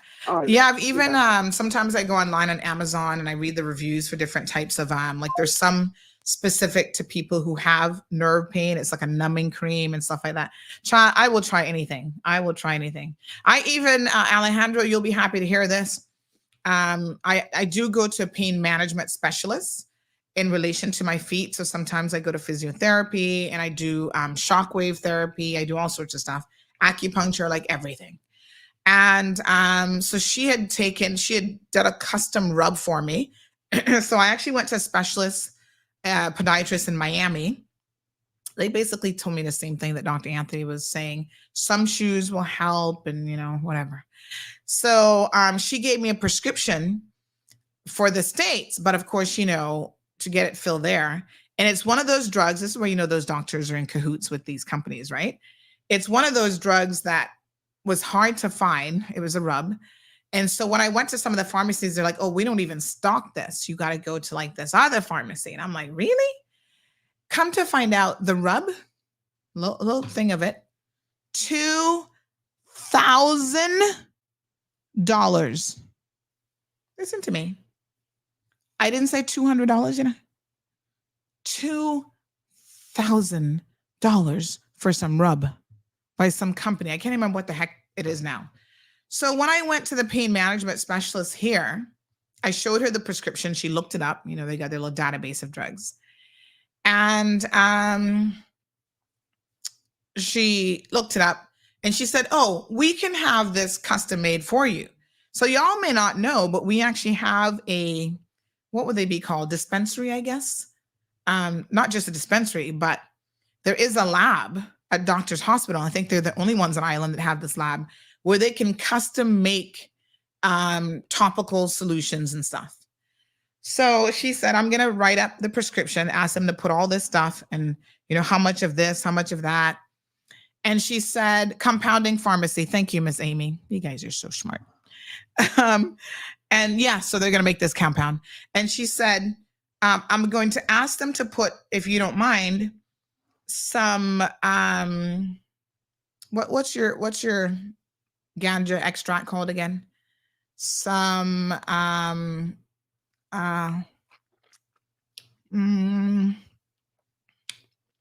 Lord. The one that's legal in Cayman. What's it called? Anyway, that one. CBD. Thank you. We'll add some of that to it. And I said, all right, whatever. It did not help one bit. In fact, because of the consistency of it, and I don't know what was causing the consistency, if it was a CBD or something else in it, it was very, very difficult to use because you're supposed to use like 4 or 5 times a day. And I'm like, who's going to be rubbing their feet 4 or 5 times a day? Anyway, the consistency of it, it was very, very challenging to even use it. And then it had an expiration date. So you had to use it within a certain amount of time. Oh, child. So the cannabis thing was in there. So that didn't work out too good for me. Sorry. Anyway, I'm loving these strawberries. These are some good strawberries. This person said, Sandy, has anyone considered the possibility that Penny and or her employer has paid the victim to not charge and keep quiet about the whole incident? I don't know, but I can tell you that the police have said, unfortunately, if the victim doesn't come forward, then there's nothing they can do about it. I think the police need to reevaluate how this works. Now, we got some breaking news I'm going to tell you all. Get ready for this story about the guy with importation of the guns. Looks like this guy is going to walk scot-free, and I'm going to tell you why. Caller, good morning. Yeah, son, I just want to let you know about the CBD oil thing. All it is a placebo, like how you say the pain register in your mind and it remembers how the pain feel. The placebo effect is the same way. The CBD oil, you take it, you sit down, you believe that it's going to work, and it's going to work. Same way with how it is with smoking marijuana. It's a spiritual connection with your feelings. If you can tend to forget about certain things, you won't even feel the pain. So, but smoking the marijuana you're does not saying take that away the psychoactive part. smoking marijuana doesn't actually help with pain? That's all in your head? No, it does. But I'm telling you, the CBD part is a placebo effect. So it really doesn't do anything. But that don't make no sense because if it's an extract from the marijuana, it'd be the same thing. Exactly, Sonny. Let me explain to you something. It's just the same way how you can take a tea and put sugar inside of it because you want to get it down. It's sweet, it tastes good. But if you take the sugar out, it's the same way how you use the placebo effect. It's going to just extract something that is working and just put into something that does not work. So it's confusing. When you think of it, THC and CBD is found in marijuana. If you take the THC out, you're basically taking out the whole entire point. You're taking out the whole entire point. It's like a diet drink. You're going to drink soda. Look here, you drink soda and it said diet or sugar-free. What is going to replace the sugar? Like you need sugar in a soda, right? But then they're going to replace it and say it's sugar-free. So CBD oil, Miss Anya, I'm not saying it doesn't work. It works, but it's a placebo thing. It's all in your mind. It's all in your mind. If you don't like marijuana, it definitely not gonna work for you. Okay. Yeah, you're not gonna register it, Sonny, because you don't get it. You're not there for using it. And I get you, and it's cool. It's all right, but it works for other people. Lord have mercy. It either works or it doesn't work. Like how you can like how you can trust Advils and painkillers and all these type of things. That's just as bad as using cocaine. You know that, right? You do know that, right? Because cocaine numbs feelings. As far as I can remember hearing about it, cocaine numbs your feelings. Same way how Advil would numb your feeling. It doesn't fix the problem. If you have a car, Sandy, and your car shows that check engine light, just because someone smashed that check engine light off and didn't fix the problem, does that mean that the problem is fixed? Because the light is off? I'm gonna be very honest with you this morning, Alejandro. You have lost me. I know I did, because you're not going to get it. You do not want to comprehend that. Trust me, it's the not. Painkillers, the pharmaceuticals are only there so that it can take away the pain temporary. It doesn't fix anything. It doesn't fix anything. It's just like wiping the check engine light on a car without fixing the problem. It's going to not remind you about it. That's all. Okay, yeah, Alejandro. I'm telling you. So there's no cure for anything, not even my ganja. My ganja not a cure, but hey, it's a whole lot better than taking several different ingredients in one little tiny pill. A whole lot better. All righty. Yeah. You guys think of it the way you want. I mean, marijuana can be used as tea too, like how you love taking tea, Sandy. It's not going to hurt you. You might just fall asleep 1 or 2 times. Take it in the night. You might have a great sleep. How are you ingesting this marijuana, sir? Obviously I'm smoking it. Okay. And smoking anything does what to you? Smoking, let's go back to class 101. Smoking anything does what to you? I am doing it recreationally. It don't make no difference. It doesn't make any difference. Alejandro, smoking does what to you? Come on, say it with me now. Huh? It makes you feel better. Yeah. I'm not doing your word games. Word games. Smoking. Anything you smoke or insert into your lungs, any foreign object is going to do what to you? Come on now, Alejandro. I know you know what it's doing to your body. It's not word games. It's called a cold, hard truth. It's helping. Look here. It's called you getting high on life. You're breathing air and you're still delusional. Thank you, Alejandro. Lord Jesus. Good morning, caller. Sandy, you know. One second, caller on the phone. We got Miss Darlene here. Yes, Miss Darlene. Okay, go ahead. Make him go first because I done got a call and make him go. All right. Go ahead, caller. You getting all this? I'll stand by because I've been this my second time. Growing on me now. Growing on me now. Try the thing, Sandra. Try the thing. Go on, Miss Darlene. Lord have mercy. Rough Seas says smoking cigarettes does the same thing. So what's the difference? Well, I don't advocate smoking anything.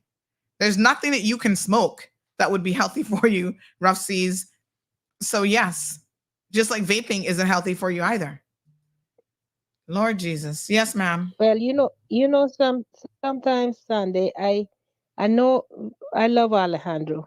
I don't know him, but let me tell you something. When he's on the show, I feel lost. But anyhow, we know his thing. But let me tell you something. He got a lot of points, I could tell you of being a double, of losing the limb. You think the mind has a lot to do.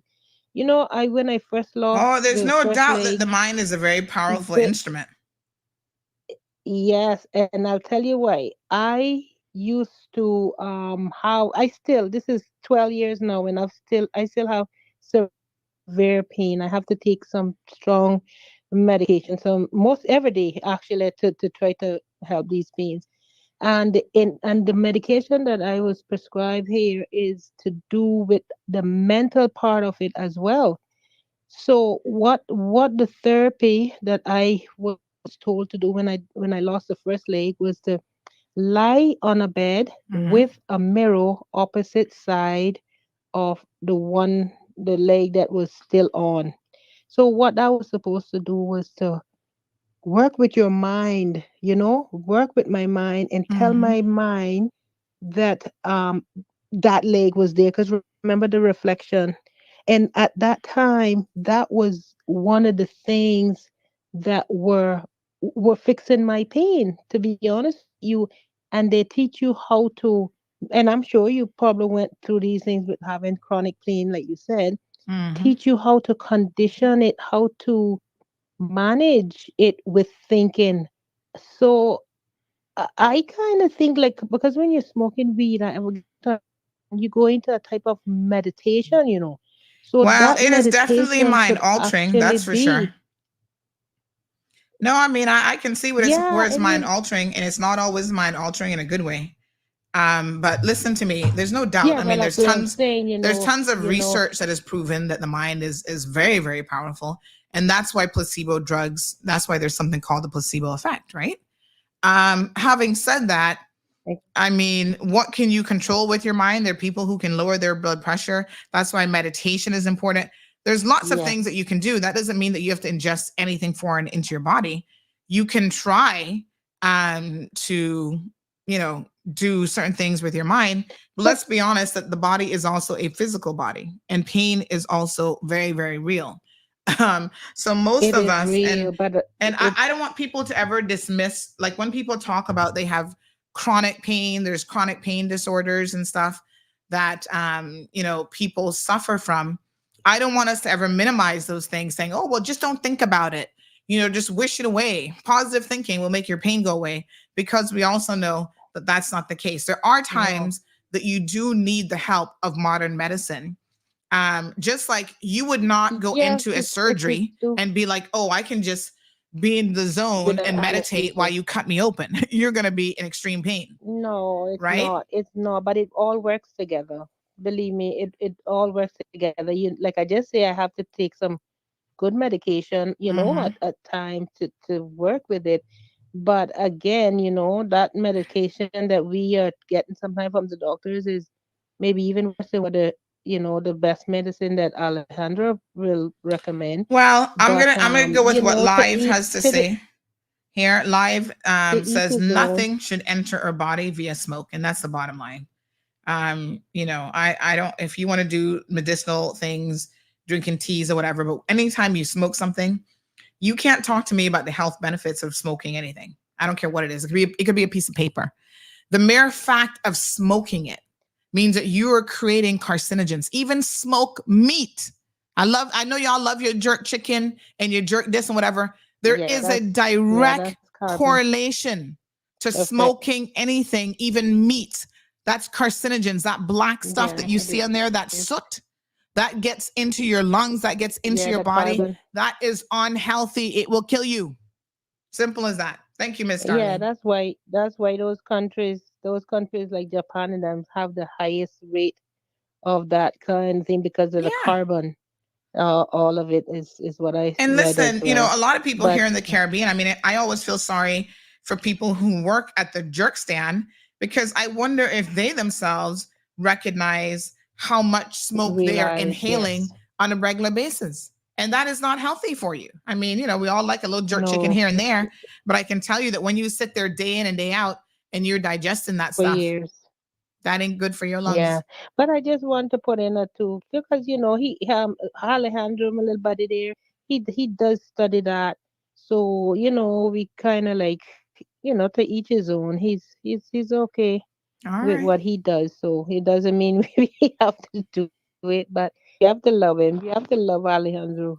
He's always making his contribution. I enjoy listening to him. To be honest. Okay. All right, my dear. What a hot mess. Yes, sir. All right, let's talk about this case this morning because I mean, listen, Al says he agrees with Alejandro, no medicines for me. I believe in nature. Listen, to each his own. I think that, you know, all of these things have a place. Just like I'm a big proponent of acupuncture, that is something that they can't always, a medical doctor can't tell you how acupuncture works, but the research can tell you that it does work for a lot of people. And so you do, you know, what works, but that doesn't hurt you, because there's a difference between saying, okay, try natural options, but if the natural options are harmful to you, then what's the point? And there's a lot of things, let me be very, very clear. There are a lot of things in nature that are natural. So is cocaine. Go get the cocoa plant. You know, there are a lot of things in nature that can be very, very harmful for you. There are trees that you eat them, ackee, you eat it at the wrong time of its development, and you will get poisoned. So just because something is grown in nature does not mean that inherently it is healthy for you. And I hear people trying to make that argument all the time when it comes to the weed. They're like, oh, well, it's Mother Nature. Yeah, so is poison.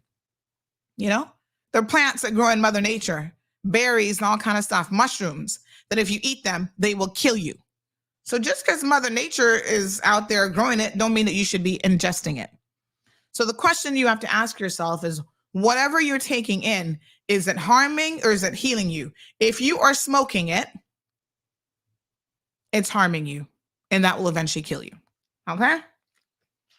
Alejandro, you're still young. I don't know how old you are, but say you're 30.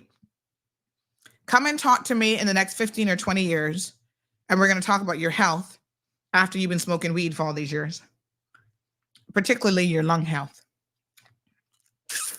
We just celebrated Bob Marley's birthday. He's a Rasta. Don't believe in nothing. You know, don't want to go to the doctor, whatever. What killed him? Cancer. Why? Because he wouldn't do anything about it. He was just going to keep smoking his ganja. That was his choice. The ganja never saved him.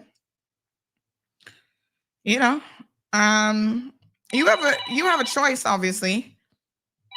Alejandro, we're not going down this rabbit hole this morning. You had one phone call already.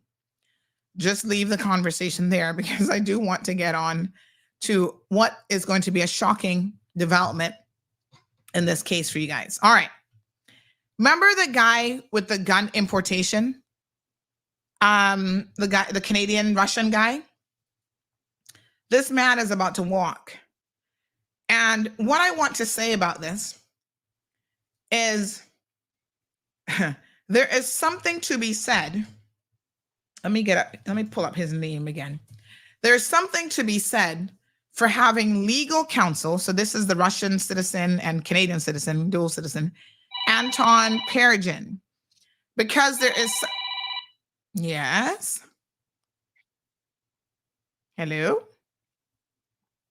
Sandy, you know, you use Bob Marley to refer things like as if I was to be a Rastafarian. I'm not religious, right?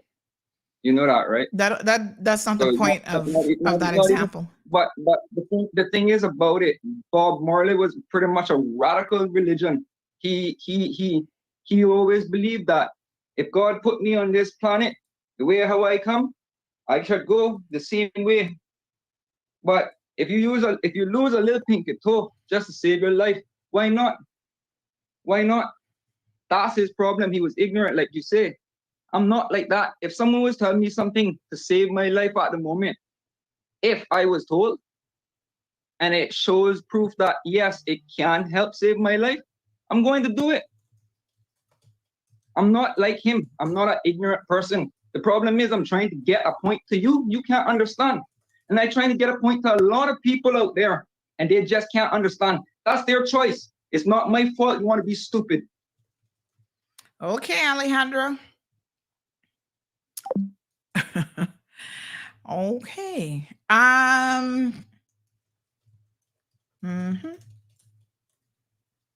Okay.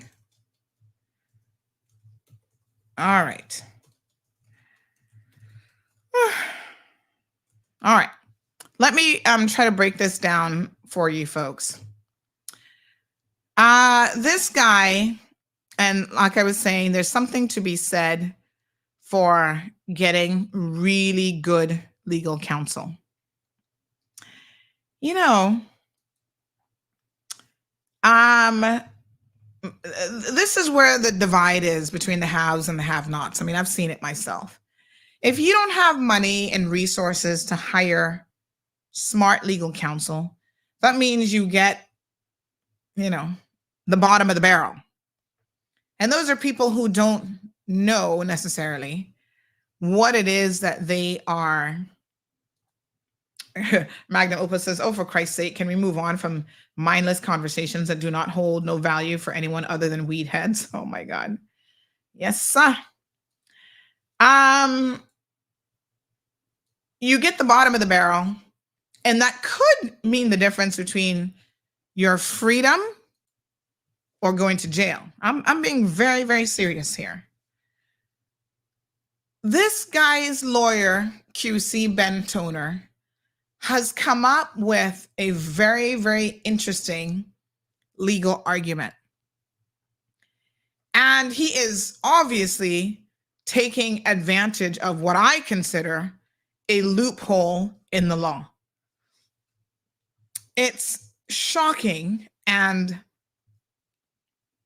our legislators, these are the kind of things that they should be paying attention to. Instead of them being out there wasting our money, millions of dollars, $50 million in a school, instead, they need to be looking at these laws. Let me tell y'all what this is all about. Okay? His lawyer made the following legal argument. That pursuant to section, I think it's 5 of the firearm law, he cannot be found to have illegally imported these firearms. Wow. Let's pull up the legislation and see what the heck we are talking about here. Okay. Firearms law. It's not the Firearms Act. Cayman. There is a portion of that law, and I tell you what, legislators, we need y'all to wake up. Juliana O'Connor Connolly, tomorrow we're going to talk about your nonsense speech that you just gave at this, let me see here if I can find this legislation, at the Chamber of Commerce about this stamp duty. Boy, all I can do sometimes is shake my head.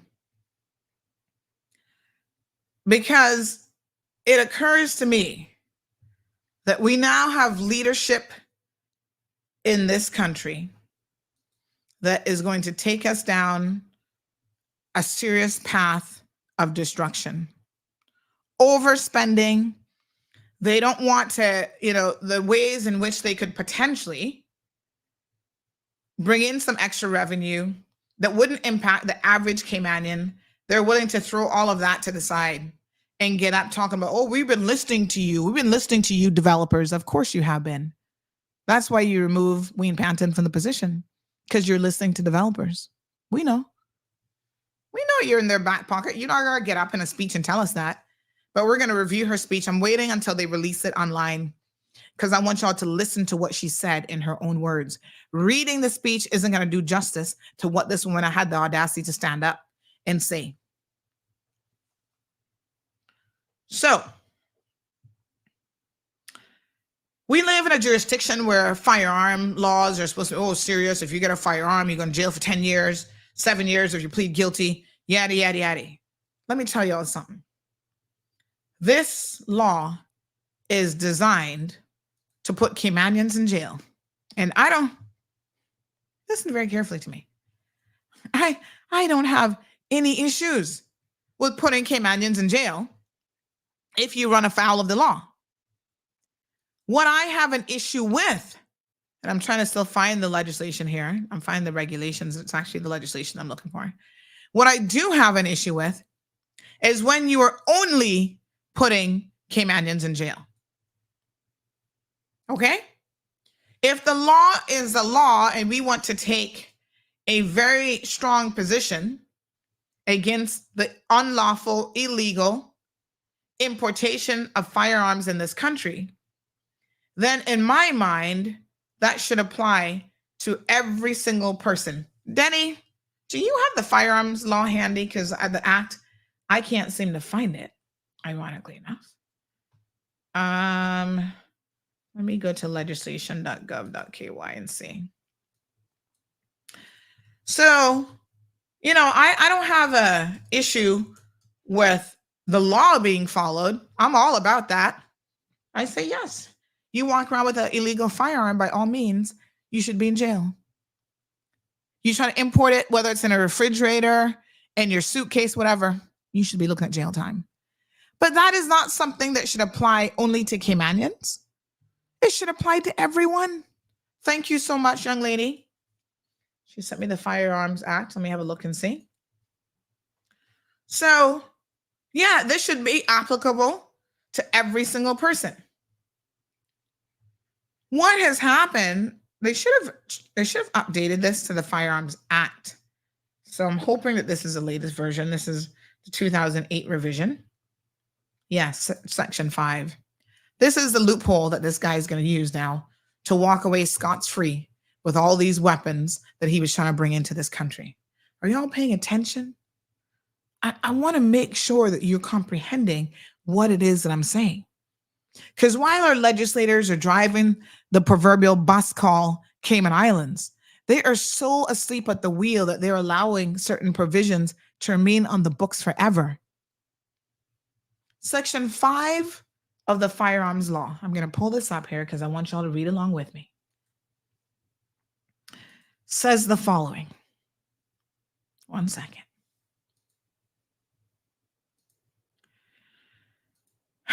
Boy, I don't know what to say about the DPP's office either, but we can get to them later.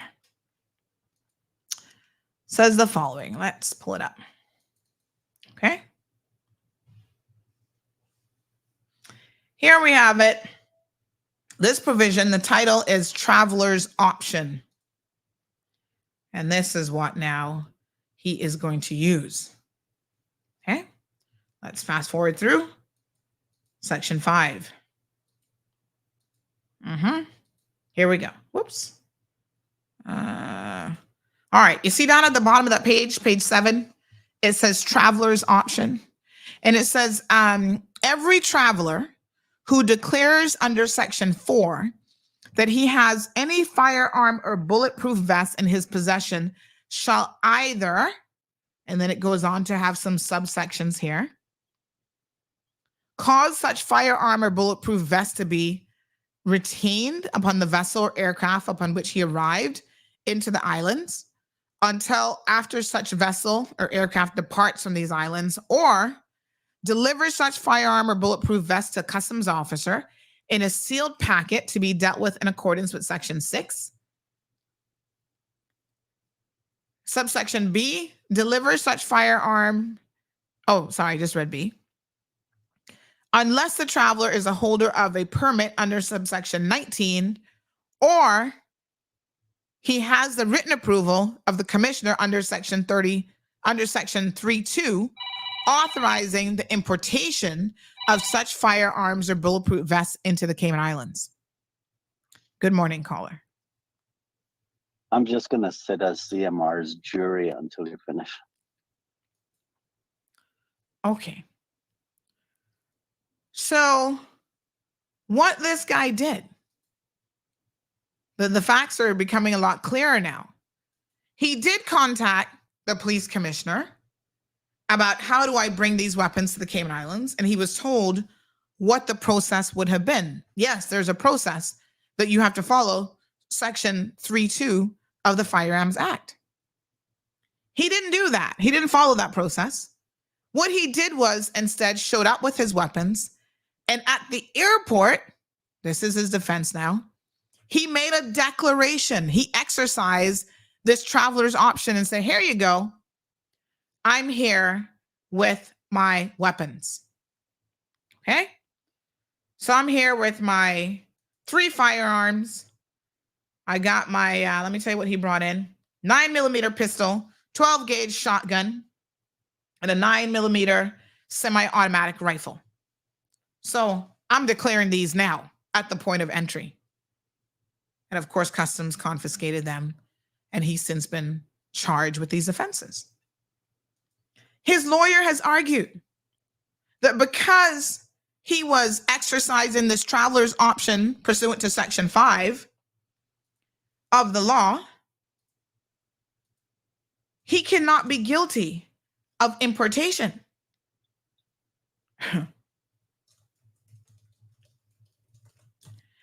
So if he can't be guilty of importation, how on earth can he be guilty of the secondary offense, which is the illegal possession of a weapon? Wow. So yeah, in court yesterday, the judge found in his favor that legal argument was made. The prosecution is saying, well, despite that, we're going to continue to pursue the charge of possession against him. And the lawyer said, really? That's what you're going to do? Because now this amounts to abuse of process. I'm going to tell you, it's a very, very interesting legal conundrum. And they may very well have found an amazing loophole in the law. And he's going to walk scot-free. Denny? That's the defense's argument? That's right. In its entirety? In summary. Turn to the Customs Act. I think it's somewhere around 11 or 12. And you'll find a provision that requires you to have an import permit 24 hours before importation. So let me be very clear. How do you juxtapose that against what Section 5.1 of the firearms law allows you to do? Well, he tried to get the license prior to bringing it to the island, right? No, apparently what he did was he inquired about the process, was told this is how you get a permit subject to Section 3.2. He didn't do that. He just brought them in and said, oh, here's my weapons. Here you go. Well, prior to the amendment, and you see what the law, you see what the Section 5.1 does. I'm very familiar with that section. And if you didn't have the provision in the customs law, I would agree with you, because I used to make that same argument And it was when they listened to me making that argument Mm-hmm. that they turned around, and because they couldn't get the firearms law changed to mess it up, they decided to use what powers they did have, which was to amend the custom. And the same thing they tried to do with cannabis with Doctors Express. Okay, it was a very intentional act, and they messed that up. And Dr. Lee 2.0 right now is trying to continue what Dr. Lee was trying to do with Doctors Express. But let me say this: there's a provision in the Customs Act that supersedes what's in the Firearms Act. How do you have a provision of one act superseding another act? Well, it can be done. And what they normally do, and they do it in all sorts of legislation, I can't remember the exact wording at the moment. I'm actually just getting back to where I might be able to look it up. But they'll say something like, notwithstanding the provision in so and so, and then they declare what the new position will be. So you're saying that the Customs Act says notwithstanding the provisions in Section 5.1? I can't remember exactly what the wording. Well, as you know, in law, wording is everything. Well, you have. So what I'm about to tell you. Look up the Customs Act. What I'm about to tell you now is that the judge has already agreed with their legal arguments and their legal position. The judge, the courts are really seriously disappointing me. Okay, the courts, in another matter, messed up what Section 29 of the Grand Court Act says. And that's a really serious mess that this country is ignoring. Because what it effectively means is that a judge in the Cayman Islands decided that UK case law can invalidate local legislation. Now, if you think that's not a major problem, okay, what you're talking about is serious. That is even worse. But I'm going to stick to this subject for you because I want to demonstrate something, which is that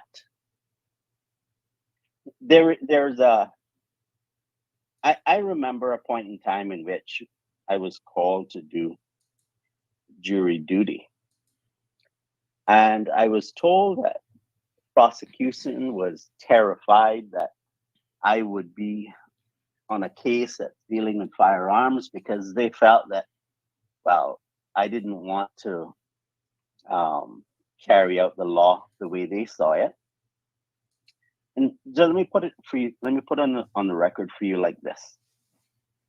While I have strong views about private firearm ownership, I have equally strong views about the rule of law. And it doesn't matter how I personally feel about firearms. The question that would be before a juror in my mind is about, well, what does the law allow? And if the law doesn't allow it, even if I disagree with what the law says, I take the position, well, it is the law. And if you don't like the way the law is, then you would need to change the law, but it is the law. Mm-hmm. That's my view. Let me see if I can find this thing. Well, I think that what's going to happen here, unfortunately, is that this guy is going to walk scot-free because there's a provision in this law which I dare say needs to clearly be revisited. Yeah? No, there's nothing wrong with that provision. What the problem is that they have amended the law so that is no longer the true position. By amending the customs law, I'll just try to look You it up can't, here. Denny. They would Yes, have to you amend can. the firearms legislation. You can't have No. conflicting legislation in this country. It's not conflicting. Well, you're about to get a shock and surprisation, as they say. Okay. Well, let's see if I can find it. I have the legislation in front of me. Okay, so explain to me why I would be getting a shock. Because what you're saying is legally not holding any water. Okay. All right. I wonder if Mr. Balika is listening this morning, because as someone who's written legislation, I would like to get his interpretation of these sections to see, what his position is. All right. Part 3 of the Customs Act 12.3a. The import or export of firearms and ammunition, unless accompanied by a permit signed by the Commissioner of Police, they're prohibited. Okay. Well, that again doesn't address this exception in the firearms law. Well, this is the section that the police is using to require you to have a permit, so that provision of the law isn't used. All right. Let's have, we got some lawyers who are going to call in. I think Balika is going to call once you're done. So let's give him an opportunity to call in, see what he thinks about this case. The judge, like I said, has found in favor of the defense on that legal point. And now the entire case hinges on what has been a successful argument, which means this man is about to walk. I'm telling y'all. They're going to argue that this is now an abusive process. I mean, the Solicitor General's office, who's writing this legislation, somebody said the firearms law is actually outdated. This guy is going to walk because of it. Why are we not prioritizing this type of legislation? We have too many foreign nationals who, for umpteenth years, have walked through our jurisdiction, our borders, with firearms, and they're obviously treated very, very differently. Good morning. Good morning, Sandy. Well, I had to wait, as I said, I had to wait until you were done with Denny, because some of what he is discussing, I've discussed with him before. But like when he was talking, I was going back to the law as well to check, just like I was going to the law to check what your provisions are. Now, neither one of you is wrong. All you have managed to do, both of you, the issue is very complex. Okay? The issue is very complex. Now, let me pause you there. Scott says he wasn't charged under the customs law, was he? No, he was charged under the firearms law, and that's important. The offense that he was actually charged with is indeed important. Yes, that is important. And in fact, I mean, both of you have advanced what every good lawyer on either side is going to say. The prosecution in government should be taking the argument that Denny has put forward. Okay? They should say, well, look, there is this general provision in the firearms law, and he was charged in relation to that.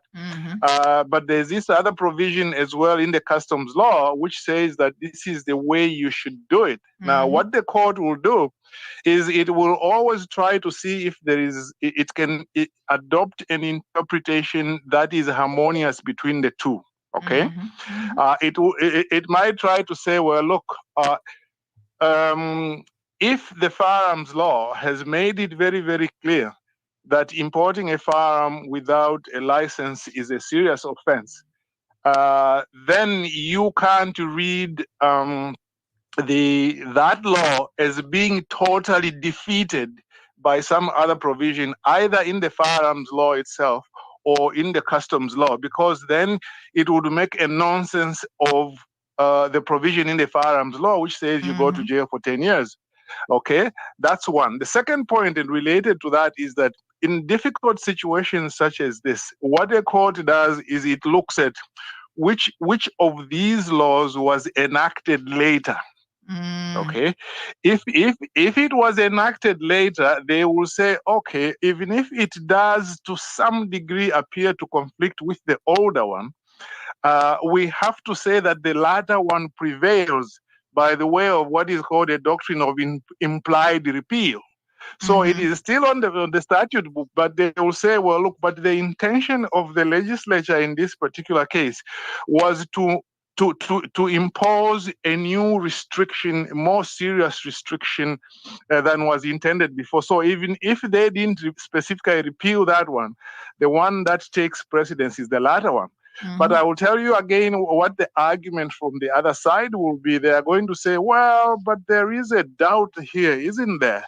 In a criminal matter, you have to, when there is a doubt, you have to resolve it in favor of the accused person. But let me now address what Danny has talked about the courts not being reliable. You see, the way the courts are now is that particularly if something relates to an expatriate, you come up with an argument like this, they might not even get into some of these more intricate arguments which can result in a conviction. They will tend to lean towards that person because that's what they do anyway. Okay, people have not even gone to jail sometimes for 10 years or even 7 years. They've been fined. Why? Because of this attitude by the court sometimes to just ignore the letter of the law, particularly if the interests on the other side are great. So at the end of the day, yes, it is a good argument, but I do believe, this is now a question of opinion, I do believe on the basis of the argument that Danny has raised, on the basis of a doctrine of implied repeal and what the intention of the legislature was, they would consider, if there were an independent court, they would still have this person convicted. Now, there's one other little last point I was going to make, but that is escaping me. I might go back regarding that. But anyway, I mean, it's very, very interesting that this has been raised. This is what lawyers do. But in my view, I think that argument should not succeed. Oh yeah, the last point. Well, it has succeeded. You see, the problem with let's be very clear. The judge has already ruled. It has succeeded. Huh? It has succeeded. It has succeeded. It has succeeded, yeah. And so now the prosecution is going to proceed with the case regardless of the success on this legal point. So now his lawyers are saying, hold on 1 second. This now means that this is an abusive process. Yeah, and I think that's the argument here we have to raise. But I'll tell you why the prosecution wants to proceed with it, because they want to be able to appeal the point.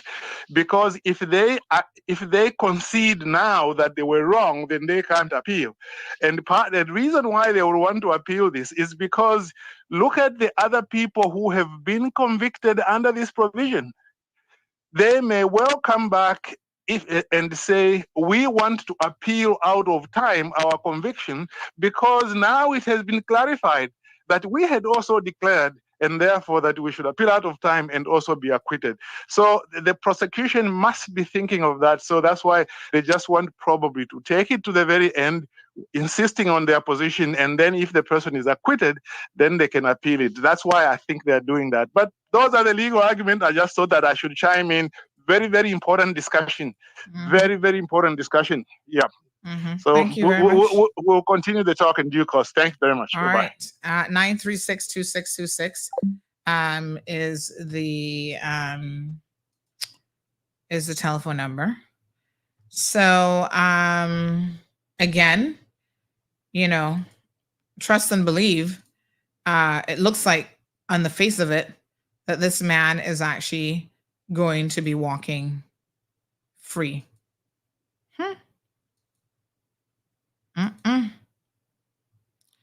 Wow.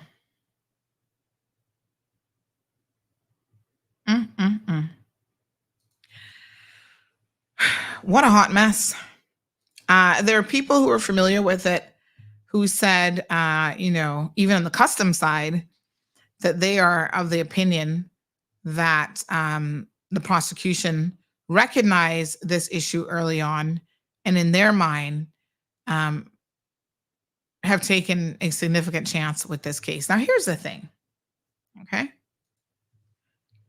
If this is a perceived loophole, I'm surprised, number one, that this has not been brought up before. So this is a firearm importation. And if it has not been brought up before, and this is the first time that anybody's even paying attention to this legislation, even if there's a perceived conflict, the court has now made a ruling. Yes, her ruling is subject to being challenged without a doubt.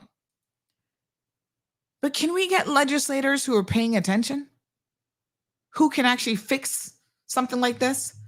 The firearms law is a 2008 revision, the Firearms Act. Why is this loophole still there? Okay, we had a big hoopla about gang violence and firearms and blah, blah, blah. But no one seems to want to accept that there's also a possibility that we could be having people importing firearms into this country or attempting to import firearms to this country who are not Caymanians, who are not part of the local makeup of this country, but who still have really bad intentions and intend to do us wrong. I saw Denny's question, not Denny, but my apologies, Johan's point earlier saying, why would this man need to have this type of firearm? Right? Who is he? Is the accused a professional game hunter, hitman, bodyguard, security specialist? If not, why does he require such hardware in the Cayman Islands? Caller. Sorry, Sandy, I had to call back because I forgot one very important thing which you have already touched on, and I just thought that I should emphasize that because you are now talking about how some of this legislation is not carefully scrutinized, and I think that's a very important point. You see, when I was in government, I worked writing legislation in Cayman, as you know, for 12 years, and somewhere in the middle of my tenure, I found that there was not what you call stress testing of legislation in the Cayman Islands. There was this tendency to say, well, let's amend this law. Okay, what shall we do? Okay, take out this section 6 and put in a section 6 from the UK, or just change a word or two, without being careful to say, okay, if I'm amending this, what might I affect? Anybody who has written legislation will tell you, when you are told, can you amend section 7 and delete subsection 2? Basically, you have to read the whole act to see the scheme of it, to see what you are going to affect, perhaps unwittingly. And sometimes you go beyond just the particular act you are dealing with. you look at the you know the term. It's called acts in pari materia. Acts in pari materia means you just look at the other acts on similar subject matters. So in this case, the people who were writing this law should have looked at the customs law and the other related legislation to see how they mesh. But you see, in the Cayman Islands, that is not done. This is why when I was in government, I said, you know what, you need to train people who deal with legislation and advise ministers to know how to do this. Because a drafter can do it, yes, but usually it has to be done in conjunction with the people who enforce it. For example, when they were dealing with this, they should have had in the room the firearms inspectors. They should have had the people from customs, because the people in customs would have pointed it out. They would have said, hey, this is going to conflict with the other one. What are we going to do? Okay, so that is one thing. But again, I don't want to get into my personal thing. I was prevented from trying to train people on how to conduct stress testing and deal with the legislative process. And the result of that is that a lot of people in government, including chief officers, have never been trained on how to work with legislation. And that is why these kinds of things they tend to happen. But one last word for the prosecutor. If the prosecutor wants some cases where similar issues relating specifically to firearms have arisen, and specifically relating to implied repeal, and how the Court of Appeal has dealt with those issues, the prosecutor can get in touch with me. It will cost him, but I can sort it out for him. Thank you very much. Spoken like a real lawyer. Thank you very much. Spoken like a real lawyer. It ain't gonna be free, honey chill. Well, we'll keep an eye on this. They'll reconvene in a month's time. Now, listen, I'm not saying that this is the right decision. I'm just telling you all what transpired in court, so that when it comes down the pipeline that he's walking scot-free, y'all not gonna be like, what the hell? I'm using this platform to explain to you guys exactly what has transpired.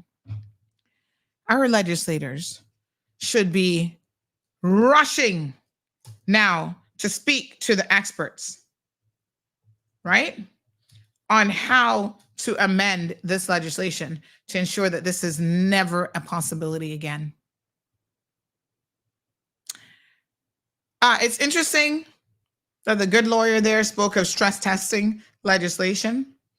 You would think that that would happen at the stage of writing it, but there's been ample opportunity since this legislation went into place in 2008.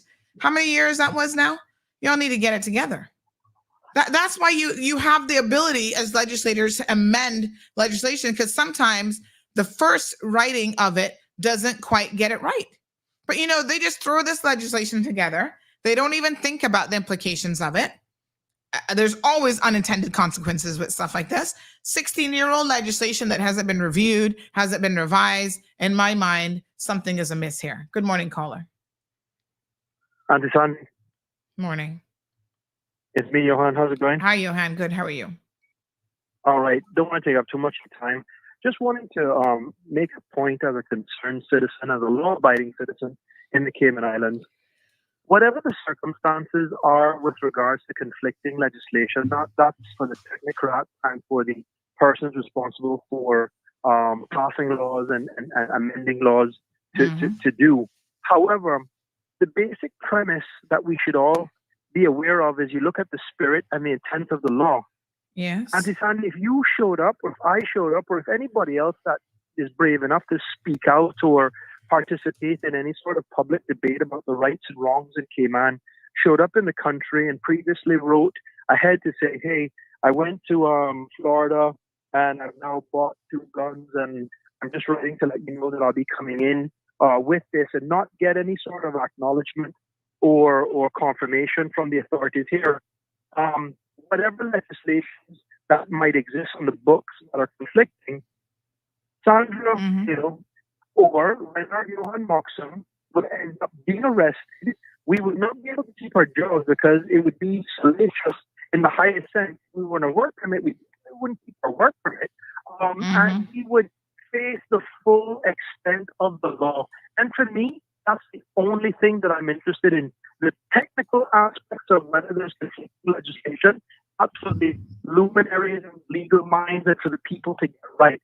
But if you can know that we can't let Sandra Hill get away with it, or Johan Moxham get away with breaking any law, whether it contradicts another law or not, what makes this person special?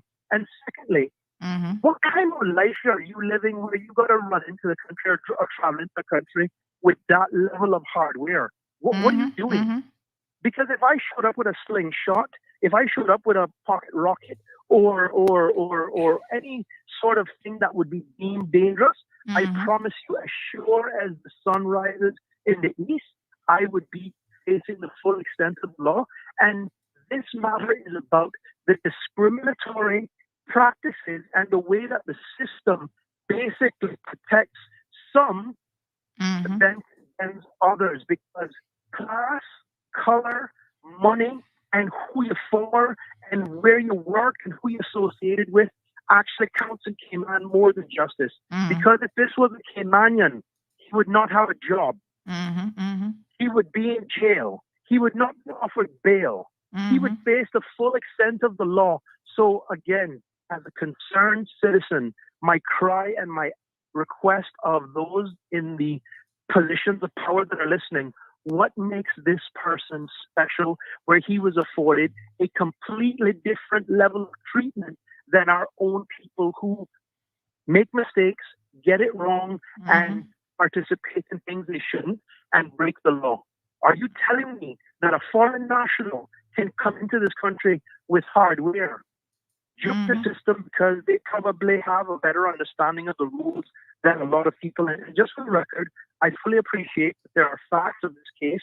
The full facts have not been fully revealed, but the circumstances and the way this thing is handled from the beginning to how it is now. If this man is able to get off, we need to take a long, hard look at the leadership in every department that is responsible for making the decision. We need to ask our legislators, what are doing? We saw that during COVID, you could change laws within 2 weeks, and we were locked down and everything else. So make this a priority, because our own people shouldn't be facing consequences that persons coming into the country that are non-Caymanians seem to be exempt from.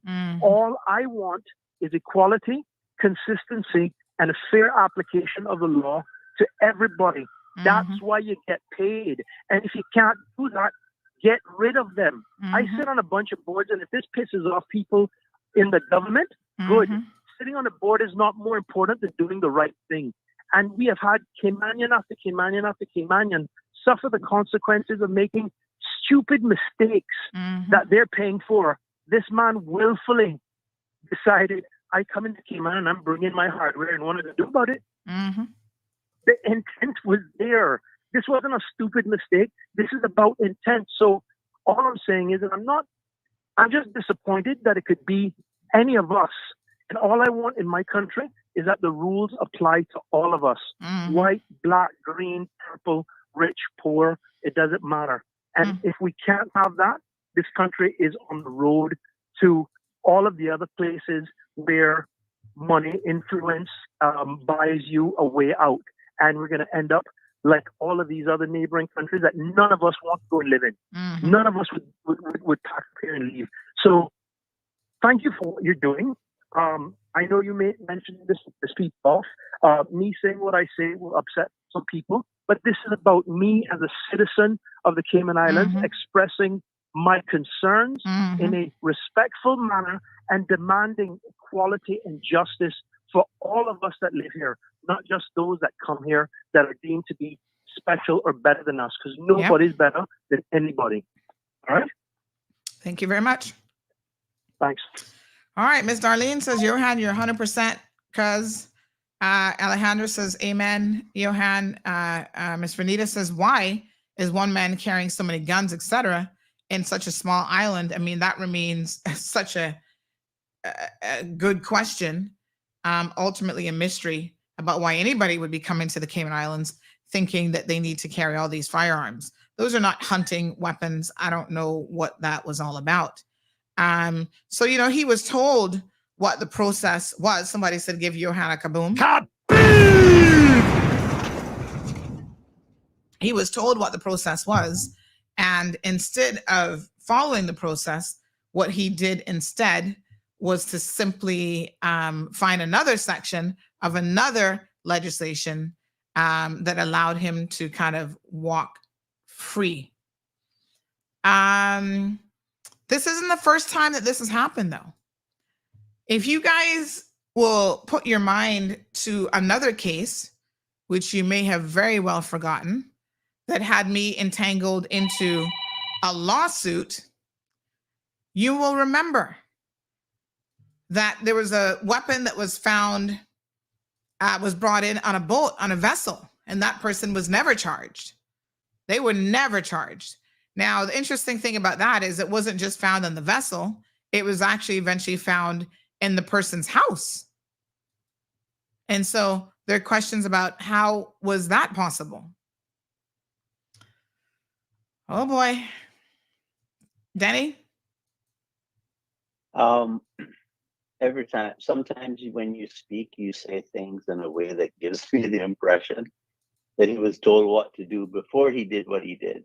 And then other times it sounds like, no, he didn't do that. So because I haven't read all of what you've privy to, so I am not fully up on it, right? It's just that if he was told, which even if they didn't tell him, the problem is who told by who? You mean customs would have told him what he needed to do? Whether customs told him what he needed to do, whether the police told him what he needed to do, I don't know who it is that told him what to do. Who is that? Mm.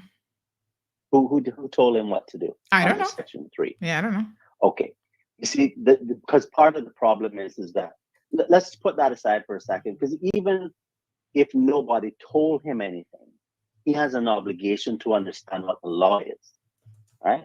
Mm-hmm. So if he doesn't know what the law is, he needs to go to someone and say, look, I want to bring a firearm into the country. What do I need to do in order to do this lawfully? That's what he should have done. Right. Don't know if he did it. He made the inquiry.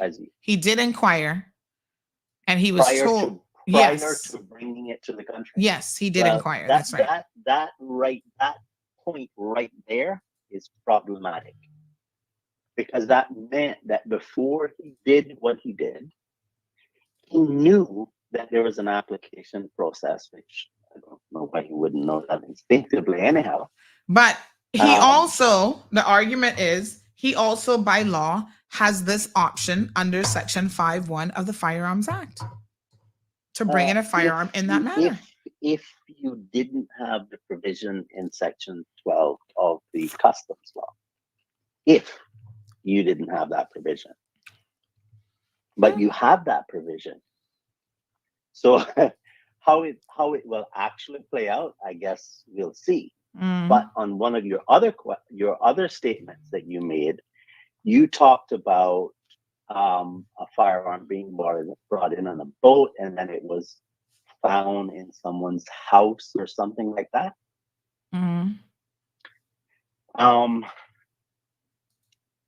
Section 44 of the Firearms Act. Well, that person was never charged, and there was never any explanation as to why he wasn't charged. Well, the reason for that is that listen to what Section 44 says. This law does not apply to any officer or member of the crew of any ship or aircraft, or any employee of any air drone in respect of his possession on board such ship or such aircraft, or at such air drone, and in his capacity as an officer or member of the crew of such ship or aircraft, or an employee of such air drone, as the case may be, of any firearm or bulletproof vest referred to in paragraph B. As paragraph B says, any firearm or bulletproof vest forming part of the equipment of any ship or aircraft, or of any air drone at the time when such firearm or bulletproof vest is on board such ship or aircraft, or at such air drone, as the case may be.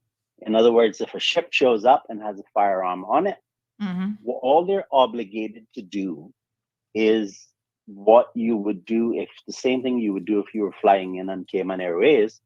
You take out a customs form and you make a declaration. That's what Section 5 of the Firearms Act allows. Because you see, the way that you're thinking about firearms is not quite the way the law works. And so what the I think it was, I can't remember who was in customs at the time, who was head of customs.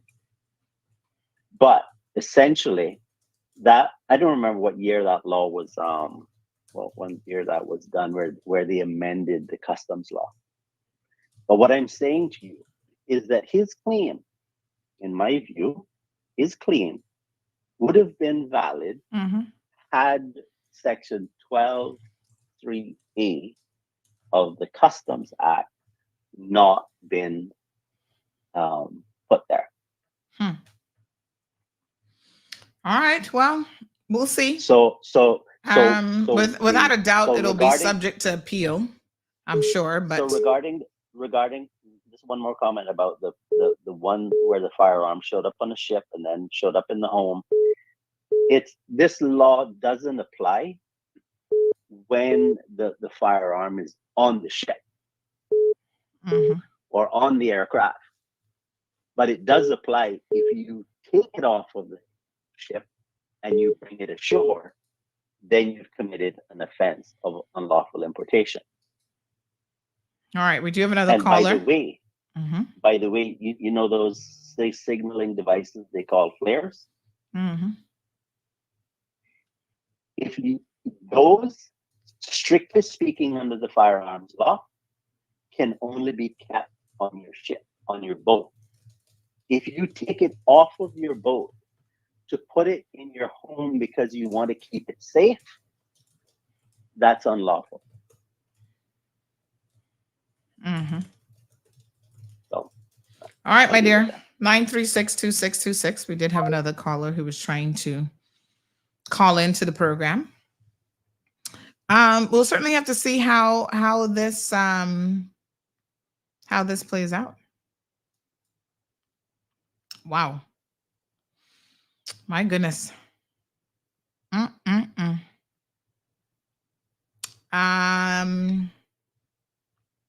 don't know what to say. It's one of those things. Oh my goodness.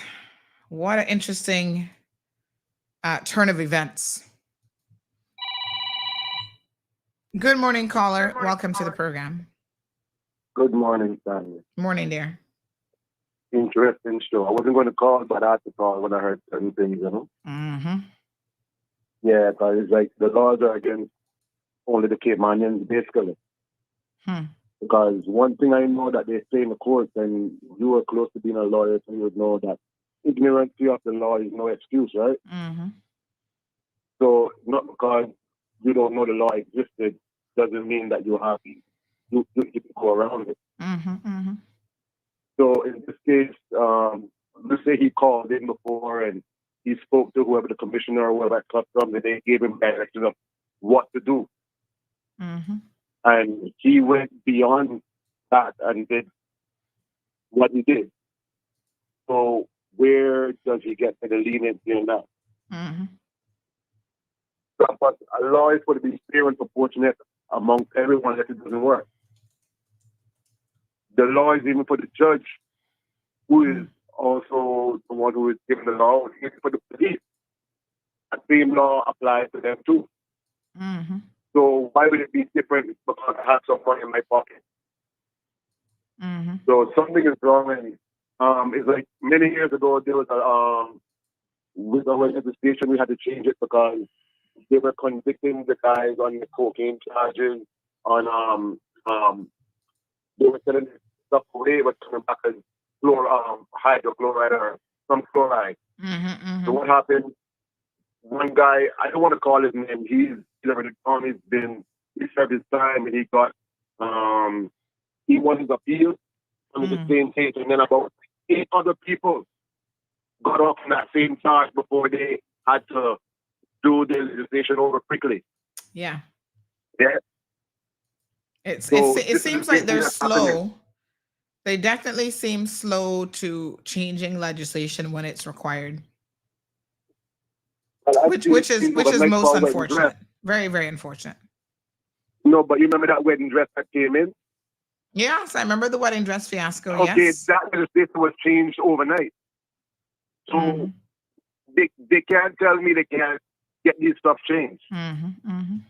So something is wrong. So it's only good for some and not good for the others. But everything is geared towards the expat and nothing for the locals. Doesn't make sense. It's like when I look around, the police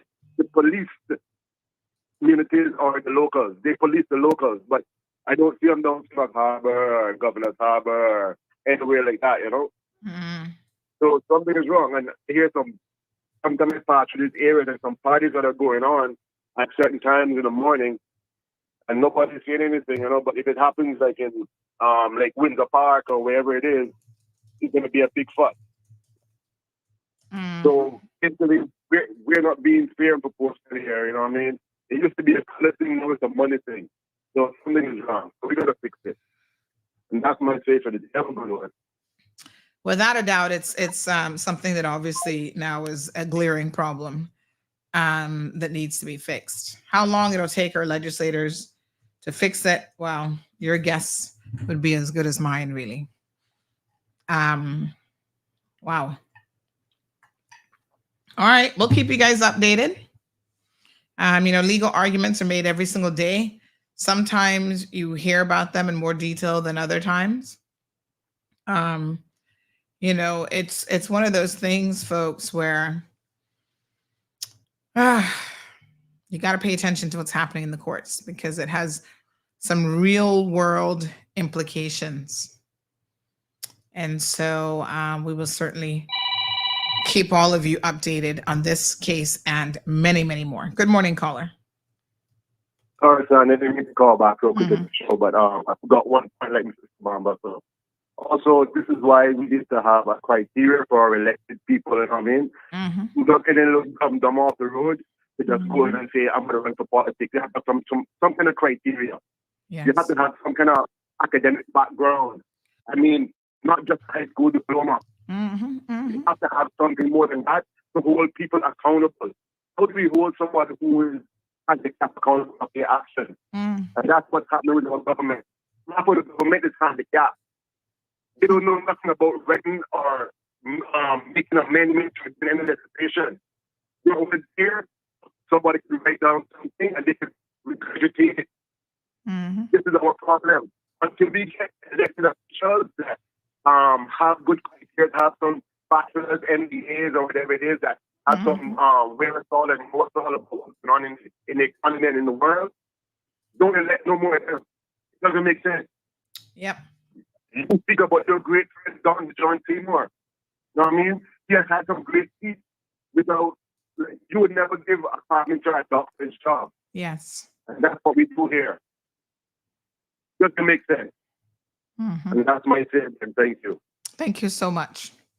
Do the calls sound a little bit distorted today? I'm not sure if that's just me or what, but no. I mean, absolutely.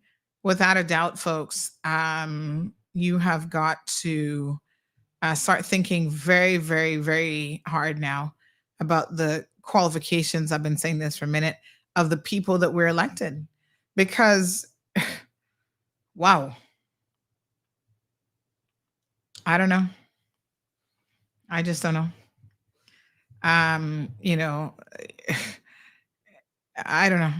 The legislation is obviously there, and there are people who will look at loopholes and try to take advantage of those loopholes.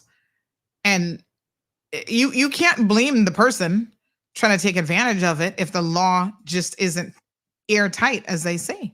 Any good defense lawyer, that's why you hire defense lawyers, because they're looking for the most minute thing. This is why you hire lawyers who are going to look for anything in the law that can get their clients off. That's what their jobs are. And so even if it is to the detriment of, the people of this country, like we said, no logical sense in terms of why this individual will be bringing in so much firearms. What was his real intentions? Nobody knows. So we can't really speak to that.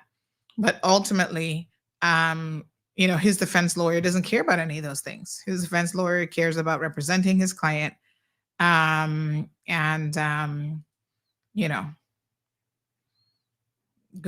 from there. So, wow. All right. In a month's time, we'll hear a little bit more about this case and we'll keep you updated. So, a number of cases coming up in the court system that we will definitely be keeping an eye on. So please stay tuned for those. Like I said, I'm keen to always keep you guys abreast and informed of what's happening in this community.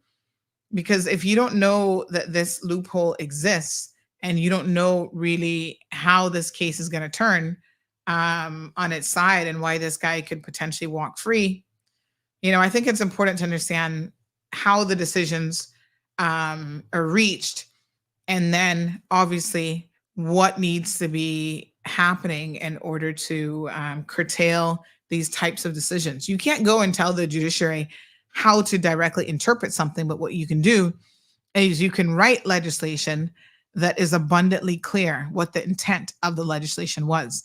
And if you find that decisions are being made because the intent of the legislation isn't clear, that is when, folks, you go back to the drawing board and you rewrite or you amend the legislation. So I'm looking to see how long it's going to take them.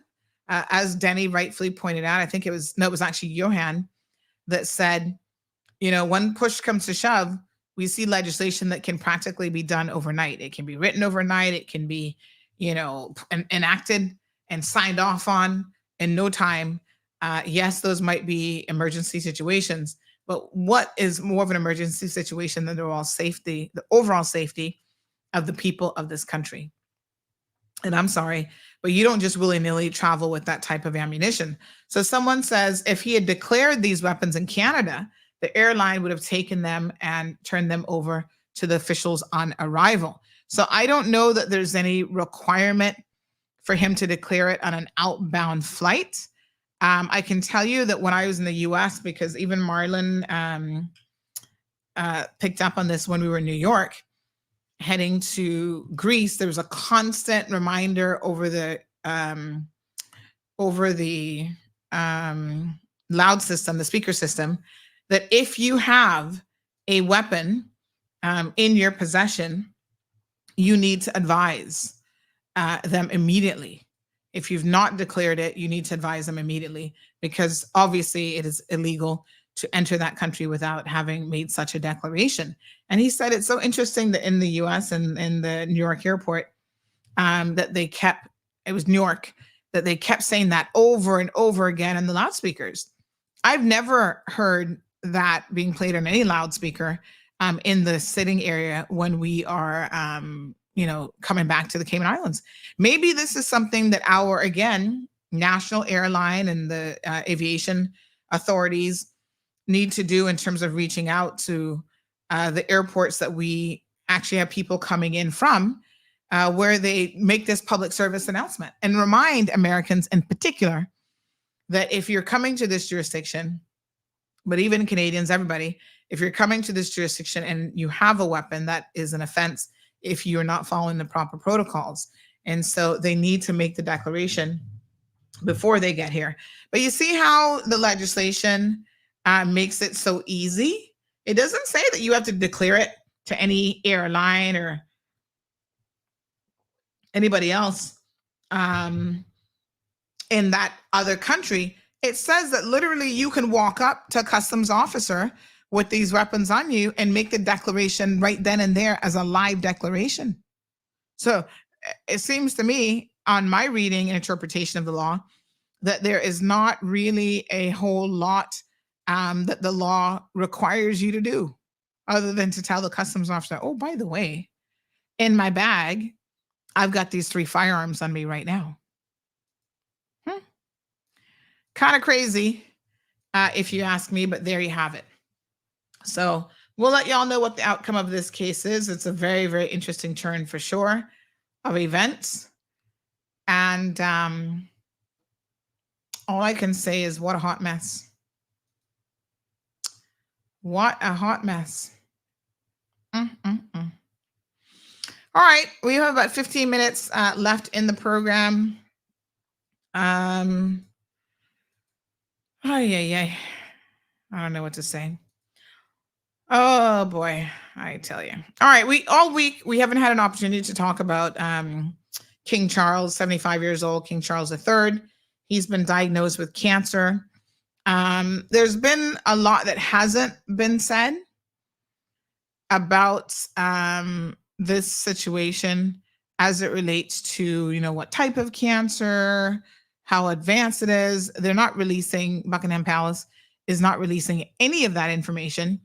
But I do believe that it's very, very telling that his son made a immediate trip to the UK. So this would be Prince Harry now made an immediate trip to the UK to see his father. To me, that in my mind says that this is probably a very serious situation.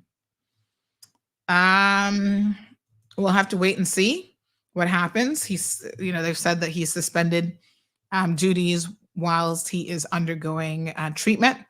Again, it sounds pretty serious to me, but not having any real information on the type of cancer, I think there was something that I read that said that although he had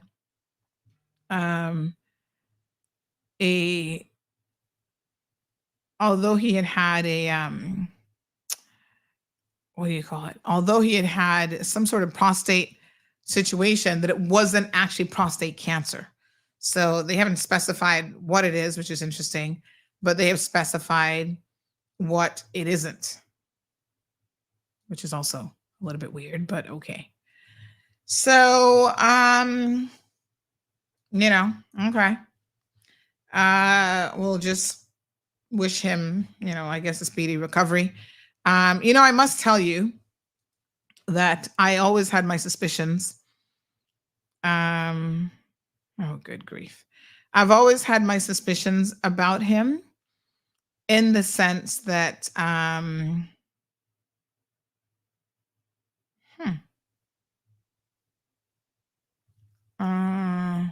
okay.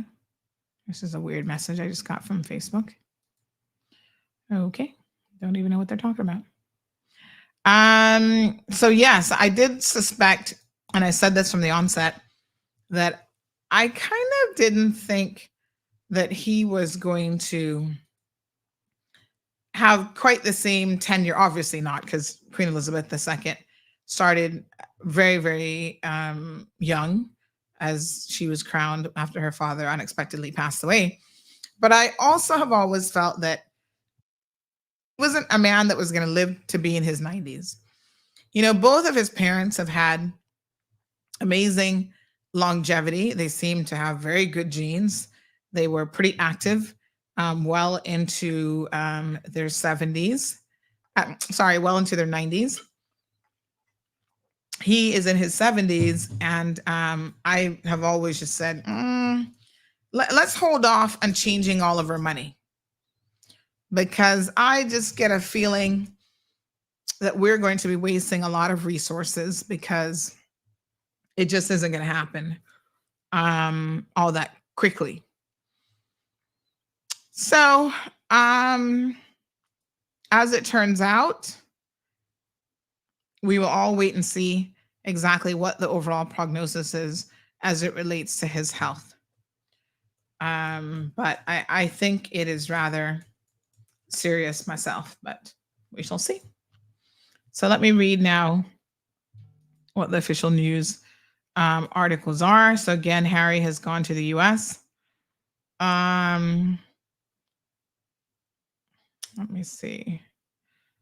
And it says that King Charles and William will make their first public comment since a cancer diagnosis. I think that's coming up. So Harry returns to Heathrow Airport just 26 hours after arriving to visit his father.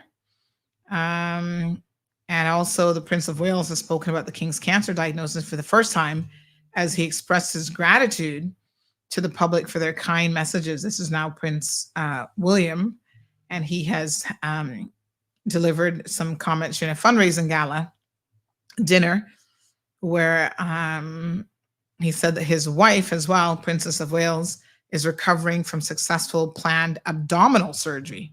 You know what someone said to me the other day? They were like, what kind of abdominal surgery did she have? They were actually questioning if she had a tummy tuck.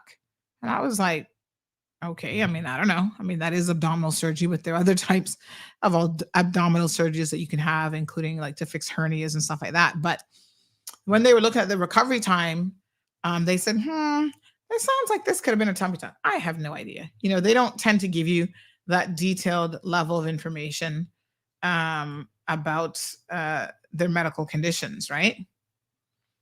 So King Charles also broke his public silence on last night, to issue a statement to mark the 50th anniversary of the independence of the former British colony of Grenada. The king apologized for being unable to visit the Caribbean island, making reference to Grenada's national dish, a stew known as oil down.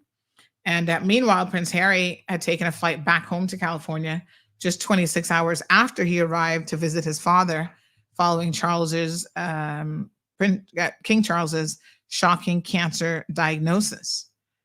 And the Duke of Sussex was spotted at London Heathrow Airport on Wednesday afternoon, so that was yesterday afternoon, ahead of boarding a flight back to the US after reportedly spending the night at a London hotel. So at least he got to visit his father. And I think that, in the event that anything happens, it is what it is. It is interesting because King Charles actually has a very rigid diet and strict exercise routine. This is some additional information that has come out. And the fact that he also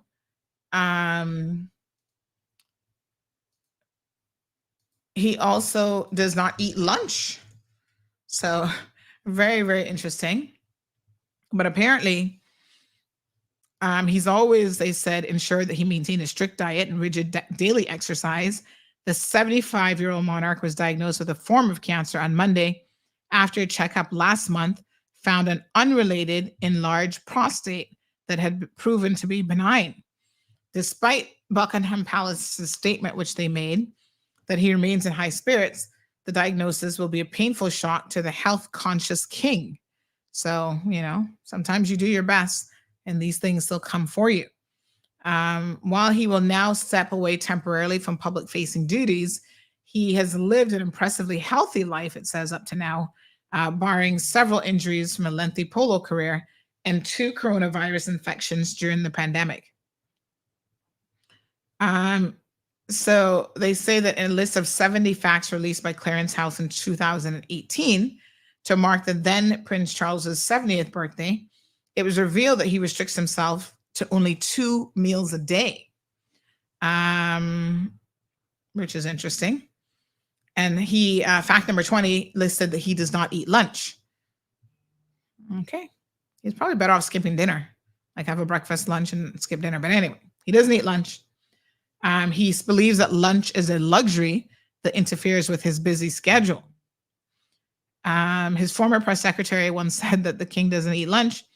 So an early lesson he learned when out on the road with him was to have a big breakfast or bring a few snack bars with you to keep you going. The working day is pretty relentless, and beginning with the radio news headlines and a breakfast of seasonal fruit, salad, and seeds with tea. Homemade bread with nutrient-rich flours such as rye and spelt are also said to be preferred by the king, as well as eggs and side salads with each meal. To be more specific, he likes coddled eggs. I have no clue what that is. That have been cooked for just 2 to 3 minutes are said to be his favorite. And he likes mashing them into a mayonnaise texture. Ugh. Wild mushrooms and plums forage from his gardens at Highgrove are also among his favorite items to eat, as well as salmon and cheese and biscuits. He abstains from meat and fish on 2 days of the week, while he avoids dairy products additionally on one of those days, according to an interview that was given back in 2021. So when he was crowned, Buckingham Palace posted a listing for a live-in vegan chef to prepare meals for the monarch. He has previously stated that the main purpose of his intermittent veganism is for its benefits to the environment, and that he stays away from meat that has been sourced from factory farms. The king is also passionate about organic product or produce, as former royal chefs have also shared. And he likes to focus on organic produce before they said the term was really even invented. And so they said that he's been organically, doing this for quite some time. Good morning, caller. Good morning, Sandy. Morning, dear. How are you? All right. You see the pictures, the stuff that I made my son send. What Miss Brenda was telling you about, I got all of that, and believe me, that saloon pad stuff is good. I even send you if you get pads in it, and you can put them on, because my arm been killing me, and that's what happened. You can even put them when you feel the pain, like I would say, put it on. If you got like a suspicion when it coming on, you could put that in your palm of your foot or whatever and sleep with it. I don't know if you can get the big ones here, because I never found them here. But while you may have, they have the smaller size and the medium size. In Walmart and Tampa, I got the bigger pads because I put some on my back and all of that, because it was hurting me. And then that Aleve thing, yes, that's very good. I sent the picture. It's new. You can't get it here. It got a little balls, and that's why I like my daughter-in-law would like to put my hand on stuff like that. And then the balloon pads thing, well, I don't know if you get that here, but I've also got that in the State, but they have like the cream and the roll-on. Well, the one I sent you is the roll-on. And then I see another new thing I was telling her the other day, because I be watching TV, and then I thought, because they have Tylenol thing, something just like the Aleve too. But I told her that, and she said that she checked out and she checked online. Mommy, not because you see it on the TV, mean that, they have it here as yet, but sometimes they things be advertising. I don't know if they get it sent, but she said she had Walmart and Target and CVS and Boughton. They hadn't had it out yet, but I guess it must be out now. And then I saw one other thing last night, but I tried everything. I get relieved. Sometimes I don't know, because I keep putting everything on. They say, well, don't kill, don't cure. So sometimes I don't even know what helped me. And then they got a thing in Honduras. I don't think you can get that here, because I got pieces of marijuana, Alejandro thing, and it named marijuana. But it's a green looking gel liquid thing, and that is very green, but it got the pieces you can see the little bits of ganja in it. So I don't know if they'll allow you to bring that in. But I've managed to get one by the name marijuana, but that is good. But I don't know. I can tell you all that my foot is definitely feeling a lot better. I've actually kept the TENS on for 2 hours, which, probably might be an extreme, but it definitely feels a lot better now. But I'll get into the massage chair for a little bit here shortly as well. But yeah, thank you. I did get I did get it. I'm trying to find the exact one that he sent me, which is the gel. So this is a lidocaine plus gel for the Salon Pass. So I'm gonna see if that one, because I see the roll on, the what's it called, the little pads and stuff like that. Yeah, the pads is the patches. That's the big patch. I made him snap the big box, and then I made him send the box with the roll on, lidocaine balloon pads too, and then the Aleve. And you see the Aleve says new. So I was saying, I don't think, like Miss Brenda said, she never find it. But I got mine from the States. Just as it came out, my daughter sent it to me. I never ever see it, which I know really look, because I didn't need it. But all those things are good, and it got like the 3 little steel, and we call them steel balls, like little marbles in the top of it. We just rub it. You don't have to touch it now. What I do is just rub it on. I see this one that you sent the picture of. They have a pack of 2 for $26.99 on Amazon. So I will definitely purchase some of that just for sure. Rub it and let it, seep in. I just rub it and I don't, like rub it on, and then I don't like rub it in with my hand. Because like I say, I don't like to touch stuff like that.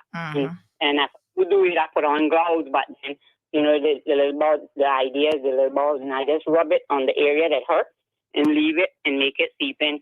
And it kind of like dries out, but it really good. Okay. That's good. Because I don't believe in pills neither. And then I tell you too, they have that they're very good. I'm not pill person, because I can't drink pills. I can drink capsules and whatever, but they have a Tylenol Rapid Relief. They're very good. Because I know somebody that have migraines terrible, and they couldn't get nothing to help them with that. And I got them a bottle. I gave them some out of my bottle that my daughter gave me, and I sent to her to get one. I don't know if they have them in either, but they need Tylenol Rapid Relief, and it's like a gel cap, like a capsule or whatever. They're very good. Just all right, my dear. Thank you Yeah. very much. I appreciate it. Okay, bye. All right, folks. Thanks very much. I didn't realize we're out of time this morning, but Miss Brenda says she didn't need a tummy tuck. I think her problem is also serious based on hospital stay and length of time. She'll be off of work. Yeah, I mean, I don't know the nature again of the surgery. I just thought it was interesting that somebody mentioned that. But I don't know what exactly the abdominal surgery is. So Evelyn says, I've had abdominal surgery and it was no tummy tuck. But yeah, there's different types of abdominal surgery. All right, folks. We'll, send our best wishes for the royal family and wish them a speedy recovery, all of them. So we'll see what happens. Keep y'all updated. But again, I would say Cayman Islands, don't rush to change the money too quick, because you might have to change it again in another year. Okay, good folks. That's all she wrote. Happy Thursday, everybody. Please have a super productive day. Y'all be good. And we will catch up with you on tomorrow morning show. I'm hoping to have, please tune in early tomorrow, because I have a Cayman Voices segment for you. And also I'm hoping to have the guest lecturer who did the Ormond Panton lecture series last week at UCCI.